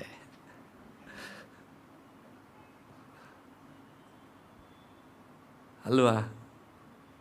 ಇದು ಸತ್ಯವೂ ಹೌದು, ತಮಾಷೆಯೂ ಹೌದು. ಯಾಕೆಂದರೆ ನಮ್ಮ ಮನಸ್ಸಿಗೆ ನೆನಪಿಟ್ಕೊಳ್ಳೋದಕ್ಕೆ ಒಂದು ಲಿಮಿಟೇಷನ್ ಇರುತ್ತೆ. ಆಫ್ಟರ್ ಸಮ್ ಇಯರ್ಸ್ ಏನಾಗುತ್ತೆ ಕೇಳಿದರೆ ಸ್ಟಾಪ್ ಮೆಮರಿ ಅಲ್ವಾ? ಮೊದಲು ಏನಾಗುತ್ತೆ ಕೇಳಿದರೆ ನಮಗೆ ತುಂಬ ಶಾರ್ಪಾಗಿರುತ್ತೆ, ನಮ್ಮ ಮಿದುಳು ತುಂಬ ಚುರುಕಾಗಿ ಕೆಲಸ ಮಾಡ್ತಾ ಇರುತ್ತೆ. ಗ್ರಹಚಾರ ಆವಾಗ ತಿಳ್ಕೊಳ್ಬೇಕು ಅನ್ನುವಂಥ ಕುತೂಹಲವೇ ಇರೋದಿಲ್ಲ. ಯಾವಾಗ ಆ ಸ್ಟಾಪ್ ಆಗುವ ಸ್ಟೇಜಿಗೆ ಬರುತ್ತೋ ಆಗ ಎಲ್ಲೆಲ್ಲಿದೆ ಕುತೂಹಲ ಶುರು ಆಗುತ್ತೆ. ನಮಗೆ ಚಡಪಡಿಸ್ತೀವಿ ನಾವು. ಆದರೆ ಒಂದೂ ತಲೆಗೆ ಹತ್ತೋದಿಲ್ಲ, ಹತ್ತಿದ್ದಿದ್ರೆ ಅಲ್ಲಿ ನಿಲ್ಲೋದಿಲ್ಲ, ಉದುರು ಬಿದ್ದು ಹೋಗ್ಬಿಡ್ತದೆ. ಯಾಕೆ? Stop memory. ಅದಕ್ಕೋಸ್ಕರ ನೋಡಿ, ಎಷ್ಟೋ ಸಲ ಪಾಪ ವಯಸ್ಸಾದವರು ಹೇಳಿದ್ದನ್ನೇ ಹೇಳ್ತಾ ಇರ್ತಾರೆ. ನಿನಗೆ ಗೊತ್ತಾದು ಅವತ್ತು ಹೇಳಿದ್ದು ನಾನು ನಿನಗೆ ಅಂತ 30-40 ಸಲ ಹೇಳಿರ್ತಾರೆ, ಮತ್ತು ಪುನಃ ಅದನ್ನೇ ಹೇಳ್ತಾರೆ. ಆದರೆ ಯಂಗ್ಸ್ಟರ್ಸು ಏನು ಮಾಡ್ತಾರೆ? ದೊಡ್ಡ ಅಪರಾಧ ಮಾಡ್ತಾರೆ. ಎಷ್ಟು ಸಲ ಹೇಳ್ತೀಯೇ ಅಂತ. ಹಾಗೆ ಹೇಳಬಾರ್ದು. ಯಾಕೆಂದರೆ ಅವರಿಗೆ ಅದನ್ನು ಹೇಳೋದ್ರಿಂದ ಖುಷಿಯಾಗತ್ತೆ ಅಂತ. ಆದರೆ ಅವರು ಖುಷಿಯಾಗೋದಕ್ಕೆ ನಮ್ಮ ಕಿವಿಯನ್ನು ಯಾಕೆ ಕೊಡಬಾರ್ದು? ಕ್ಷಣಕಾಲ ಅಲ್ವಾ? ಅವರಿಗೆ ಆ ತಾರುಣ್ಯವನ್ನಂತೂ ನಾವು ತಂದು ಕೊಡೋದಕ್ಕೆ ಆಗೋದಿಲ್ಲ. ಕೊನೆ ಪಕ್ಷ ಭಾವನಾತ್ಮಕವಾಗಿ ಆದರೂ ಸಹ ಕ್ಷಣಕಾಲ ಆ ತಾರುಣ್ಯಕ್ಕೆ ಹೋಗಿ ನಿಂತವರು ಹೇಳಿ, ಏನು ಹೇಳ್ತೀರಿ ಅಲ್ವಾ? ಹಾಗಾಗಿ ಮನೆಯಲ್ಲಿ ವಯಸ್ಸಾದಂತಹ ಹಿರಿಯರಿದ್ದರೆ ಹೇಳಿದ್ದನ್ನೇ ಹೇಳಿದರೆ ನಾವು ಬೇಸರ ಮಾಡ್ಕೊಳ್ಬಾರ್ದು. ಮಕ್ಕಳು ಸೊಸೆಯಂದಿರು, ಹೆಣ್ಣುಮಕ್ಕಳು ಎಲ್ಲರೂ ಸಹ ಏನು ಮಾಡ್ತಾರೆ, ಅದು ಏನು ಹೇಳಿದ್ದೇ ಹೇಳ್ತಿ ಹೇಳಲೇ ಬಿಡ್ರಿ. ಅಷ್ಟರ ಮಟ್ಟಿಗೆ ಅವರು ಕ್ರಿಯಾಶೀಲರಾಗಿರ್ತಾರೆ. ಇದನ್ನು ನಾವು ಗಮನಿಸಬೇಕು. ಯಾಕೆಂದರೆ ಆ ಸ್ಟೇಜಿಗೆ ನಾವು ಹೋಗ್ತೇವೆ ಮುಂದೊಂದು ದಿವಸ, ಅದನ್ನು ಮರಿಬಾರ್ದು ನಾವು. ಯಾಕೆಂದರೆ ಹಾಗೆ ಹೇಳಿದ್ರಿಂದ ಅವ್ರಿಗೆ ಸಂತೋಷ ಆಗುತ್ತೆ ಅಷ್ಟೇ. ಬರೀ ನಮ್ಮ ಮನೆಯಲ್ಲಿ ಇದ್ದ ಹಿರಿಯರಷ್ಟೇ ಅಲ್ಲ, ಯಾರ್ಯಾರಿಗೆ ವಯಸ್ಸಾಗುತ್ತೋ ಎಂಥದೇ ಪೊಸಿಷನ್ನಲ್ಲಿ ಇರಲ್ರಿ, ಎಲ್ಲರೂ ಸಹ one day they have to reach that level. ಅದನ್ನು ಅರ್ಥ ಮಾಡ್ಕೊಳ್ಬೇಕು. ಕೆಲವು ಜನ ಸಾಮಾನ್ಯ ವಿಷಯ ಹೇಳ್ತಾ ಇರ್ತಾರೆ, ಮತ್ತು ಕೆಲವು ಜನ ಒಳ್ಳೆಯ ವಿಷಯವನ್ನು ಹೇಳ್ತಾರೆ. ಒಳ್ಳೆಯ ವಿಷಯ ಹೇಳೋರು ಬಹಳ ಅಪರೂಪ. ಎಲ್ಲರೂ ಅವರ ಯೌವನದಲ್ಲಿ ಅನುಭವಿಸಿದ್ದನ್ನು ಅಥವಾ ಯಾವುದೋ ಒಂದನ್ನು ಕೊಂಡುಕೊಂಡಿದ್ದನ್ನು ಮತ್ತೆ ಹೇಳ್ತಾ ಇರ್ತಾರೆ. ಅದು ಸಂತೋಷ ಅವರಿಗೆ. ಎಸ್, ನಾವು ಅದಕ್ಕೆ ಇಲ್ಲಪ್ಪ ಹೇಳಲಿಲ್ಲ ಇನ್ನೊಮ್ಮೆ ಹೇಳು ಅಂತ ಹೇಳಿಬಿಟ್ರೆ ಹೇಳ್ತಾರೆ, ಸಂತೋಷ. ಅವರ ಸಂತೋಷಕ್ಕೆ ನಾವು ಕಾರಣ ಆದಂಗೆ ಆಯ್ತಾ ಇಲ್ವಾ? ನಮ್ಮ ಕ್ರಿಯೆಯಿಂದ ಒಬ್ಬರಿಗೆ ಸಂತೋಷ ಆಗತ್ತೆ ಅಂತಾದರೆ ಅದಕ್ಕಿಂತ ದೊಡ್ಡ ಉಪಕಾರ ಇನ್ನೇನ್ರಿ ಉಂಟು ಈ ಪ್ರಪಂಚದೊಳಗೆ? ಇದೆಯಾ? ಅದರೊಳಗೂ ಜನ್ಮ ಕೊಟ್ಟವರಿಗೆ ವಿಶೇಷವಾಗಿ, ಅಥವಾ ನಮ್ಮ ಹಿರಿಯ ಅಕ್ಕನೋ ಅಣ್ಣನೋ ಯಾರೋ ಇದ್ದರೆ, you are not losing anything. ಹಂಗೆ ಅನಿಸಲ್ವ ವಿಚಾರ ಮಾಡಿದರೆ? ಅದಕ್ಕೋಸ್ಕರ ಹೇಳಬೇಕು ಅವರು. ಯಾಕೆ ಬಂತು ಇಷ್ಟೆಲ್ಲ ಕೇಳಿದರೆ, ಮನುಷ್ಯನಿಗೆ ಬುದ್ಧಿ ಚುರುಕಾಗಿರುವ ಕಾಲದೊಳಗೆ ತುಂಬ ಜನರಿಗೆ ಕುತೂಹಲ ಇರೋದಿಲ್ಲ. ಅದು ಯಾವಾಗ ಆ ಒಂದು ಲೆವೆಲ್ಲಿಗೆ ರೀಚ್ ಆಗಿಬಿಡುತ್ತಲ್ಲ, ಆವಾಗ ಎಲ್ಲೆಲ್ಲದು ಕುತೂಹಲ ಶುರು ಆಗುತ್ತೆ. ಆದರೆ ಏನು ಮಾಡೋಣ, ಬ್ರೈನಲ್ಲಿ ಒಂದು ಭಾಗಕ್ಕೆ ಕುತೂಹಲ, ಇನ್ನುಳಿದ ಬಹುಭಾಗ ತಮ್ಮ ಕ್ರಿಯೆಯನ್ನು ನಿಲ್ಲಿಸ್ತಾ ಇರ್ತೇವೆ. ಆಗ ಅದಕ್ಕೋಸ್ಕರ ಆ ಕುತೂಹಲದ ಭಾಗ ಮಾತ್ರ ಉಳಿದಿರುತ್ತೆ. ಇನ್ನುಳಿದ ಭಾಗಗಳು ಆ ಕುತೂಹಲಕ್ಕೆ ಬೇಕಾದನ್ನು ಹಿಡ್ಕೊಳ್ಳೋದಿಲ್ಲ. ಹಿಡ್ಕೊಂಡಿದ್ದಿದ್ದರೆ ಓಕೆ, ನೆನಪಿಟ್ಕೊಳ್ಳೋ ಶಕ್ತಿ ಇರೋದಿಲ್ಲ. ಅಷ್ಟು ಹಿನ್ನೆಲೆಯಲ್ಲಿ ಮುಂದಕ್ಕೆ ಹತದಾನ ಯಾಕೆ ಬಂದು ಕೇಳಿದರೆ, ದಾನವರು ಕಶ್ಯಪ ಪ್ರಜಾಪತಿಗೆ 13 ಜನ ಪತ್ನಿಯರು. ಮೊದಲನೇವಳು ಅದಿತಿ. ಅದಿತಿಯ ಮಕ್ಕಳು ಆದಿತ್ಯರು, ಅವರೇ ದೇವತೆಗಳು. ಎರಡನೇವಳು ದಿತಿಯ ಮಕ್ಕಳು ದೈತ್ಯರು ಅಂತ ಹೇಳಬೇಕು. ಮತ್ತು ರಾಕ್ಷಸರಲ್ಲ, ರಾಕ್ಷಸರು ಆ ದೈತ್ಯರ ಮನೆಯಲ್ಲಿ ಕೆಲಸ ಮಾಡೋರು, ಚಾಕರಿ ಮಾಡೋರು, ಅವ್ರನ್ನೇ ಕೆಲಸದ ಆಳುಗಳವರು ದ್ವಿತೀಯ ಮಕ್ಕಳು. ಮೂರನೇವಳು ಧನು. ಈ ಧನು ಎನ್ನುವಂಥ ಪತ್ನಿಯಿಂದ ಹುಟ್ಟಿದವರೇ ದಾನವರು. ದೈತ್ಯರು ದಾನವರು ಅವರಲ್ಲಿ ಏನು ಫರಕ್ಕಿಲ್ಲ. ಆಗ ಒಟ್ಟೊಟ್ಟಿಗೆ ಹೇಳ್ತಾರೆ, ಕಸಿನ್ಸ್ ಎಷ್ಟಂದ್ರು ಅವರು ಪಾಪ, ದೈತ್ಯ ದಾನವರು ಅಂತ ಹೇಳ್ತಾರೆ ಹಾಗೆ ಅಂತ. ಅವರಿಂದಾಗಿ ಈ ಪ್ರಪಂಚದ ವಿಸ್ತಾರ ಆಯಿತು ಅಂತ ಸುದೀರ್ಘವಾಗಿ ಅಲ್ಲಿ ಹೇಳುತ್ತೆ. ಹಾಗಾಗಿ ದಾನವ, ಇವರೆಲ್ಲರೂ ಜನ್ಮತಃ ದುಷ್ಟರು. ಯಾಕೆ ದುಷ್ಟರು ಅಂತ ಕೇಳಿದರೆ ಕಾರಣ ಗೊತ್ತಿಲ್ಲ. ನೀವು ಕೇಳಿ ಹಾವತ್ರ, ನೀನು ಯಾಕೆ ನಿನ್ನ ಬಾಯಲ್ಲಿ ವಿಷ ಇಟ್ಕೊಂಡಿದ್ದೀಯೇ? ಉತ್ತರ ಹೇಳುತ್ತದು ಇಲ್ಲ. ಮತ್ತು ಕೋಗಿಲೆ ಹತ್ರ ಕೇಳಿ, ನೀ ಯಾಕೆ ಇಷ್ಟು ಇಂಪಾಗಿ ಹಾಡ್ತೀಯೇ ಅಂತ ಹೇಳಲ್ಲ. ಅದು ಸ್ವಭಾವ. ಅದು ಸ್ವಭಾವ ಅನ್ನೋದು ಬದಲಾವಣೆ ಆಗೋಲ್ಲ. ಹಾಗೇನೇ ದಾನವರಲ್ಲಿ ದೈತ್ಯರಲ್ಲಿರುವಂಥ ಈ ದುಷ್ಟತನ ಅನ್ನೋದು ಯಾಕೆ ಅಂತ ಕೇಳಿದರೆ ಅದವರ ಸ್ವಭಾವ ಅಷ್ಟೇ, ಜಡ್ಸ. ಇದ್ದಲ ಹತ್ರ ನೀನು ಯಾಕೆ ಕಪ್ಪಾಗಿದ್ದೀಯ ಅಂತಂದರೆ, ಅರೆ ಅದು ನನ್ನ ನೇಚರಪ್ಪ, ನನ್ನ ಸ್ವಭಾವ ಅಲ್ಲ, ನಿನ್ನನ್ನು ಬೆಳಗ್ಗೆ ಮಾಡೋಣ, ಮಾಡು, ಒಂದು 3 ದಿವಸ ಹಾಲಲ್ಲಿ ಹಾಕಿ ಇಡಿ, ಬೆಳಗಾಗುತ್ತೆ. ಅದು ಅಲ್ಲ, ಯಾಕಾಗಲ್ಲ, ಅದು ಅದರ ಸ್ವಭಾವ ಅನ್ನೋದು ಯಾವತ್ತೂ ಬದಲಾವಣೆ ಆಗೋದಿಲ್ಲ. ಅಂಡರ್ಲೈನ್ ಈ ಮಾತಿಗೆ. ಕೋಗಿಲೆ ಹತ್ರ ನೀನು ಒಂದು ದಿವಸ ವಕ್ರವಾಗಿ ಹಾಡು ಅಂತ ಹೇಳಿದ್ರೆ ಹಾಗೆ ಅದು ಹಾಡುತ್ತಾ? ಅದು ಇಲ್ಲ. ಕತ್ತೆ ಹತ್ರ ಸುಂದರವಾಗಿ ಹಾಡು ಅಂತ ಹೇಳಿದರೆ ಹಾಡುತ್ತಾ? ಇಲ್ಲ. ಯಾಕೆ? ಅದು ಅದರ ಸ್ವಭಾವ. ಹಾಗಾಗಿ ಸ್ವಭಾವ ಅನ್ನೋದುಂಟಲ್ಲ, ಅದಕ್ಕೆ ಉತ್ತರ ಇಲ್ಲ ಅಷ್ಟೇ. ದಟ್ ಇಸ್ ಅಲ್ಟಿಮೇಟ್ ಆನ್ಸರ್ ಅಷ್ಟೇ. ಹಾಗೆಯೇ ದಾನವರು ಜನ್ಮತಃ ದುಷ್ಟರವರು. ಅನೇಕ ಪ್ರಕಾರ. ಎಷ್ಟು ಜನ ಇದ್ದಾರೆ ಕೇಳಿದರೆ ತುಂಬ ಜನ ಇದ್ದಾರೆ. ಆವತ್ತೂ ತುಂಬ ಜನ, ಇವತ್ತೂ ತುಂಬ ಜನ. ಅವರದ್ದೇ ಮೆಜಾರಿಟಿ ಯಾವಾಗಲೂ ಜಾಸ್ತಿ ಇರುತ್ತೆ ಅಷ್ಟೇ. ಹೀಗೆ ಅನೇಕ ಪ್ರಕಾರ ಶಕ್ತಿರೂಪಧರಯ ಭಂಡಾಸುರಾದಯ. ಅವರು ಯಾರಪ್ಪ ಅಂದರೆ, ಅವರಿಗೆಲ್ಲರ ಹೆಸರನ್ನು ಹೇಳಲಿಕ್ಕೆ ಆಗೋದಿಲ್ಲ. ಯಾಕೆಂದರೆ ದುಷ್ಟರಲ್ಲಿ ಅವರು ಸಹಸ್ರನಾಮವನ್ನು ಯಾರನ್ನೇ ನೆನಪಿಟ್ಕೊಳ್ತಾರೆ? ಒಬ್ಬನ ಹೆಸರು ಹೇಳಿದ್ರೆ ಗೊತ್ತಾಗತ್ತಪ್ಪ ಅಲ್ವಾ? ಹಾಗಾಗಿ ಭಂಡಾಸುರ ಅಂತ ಒಬ್ಬಿದ್ದಾನೆ.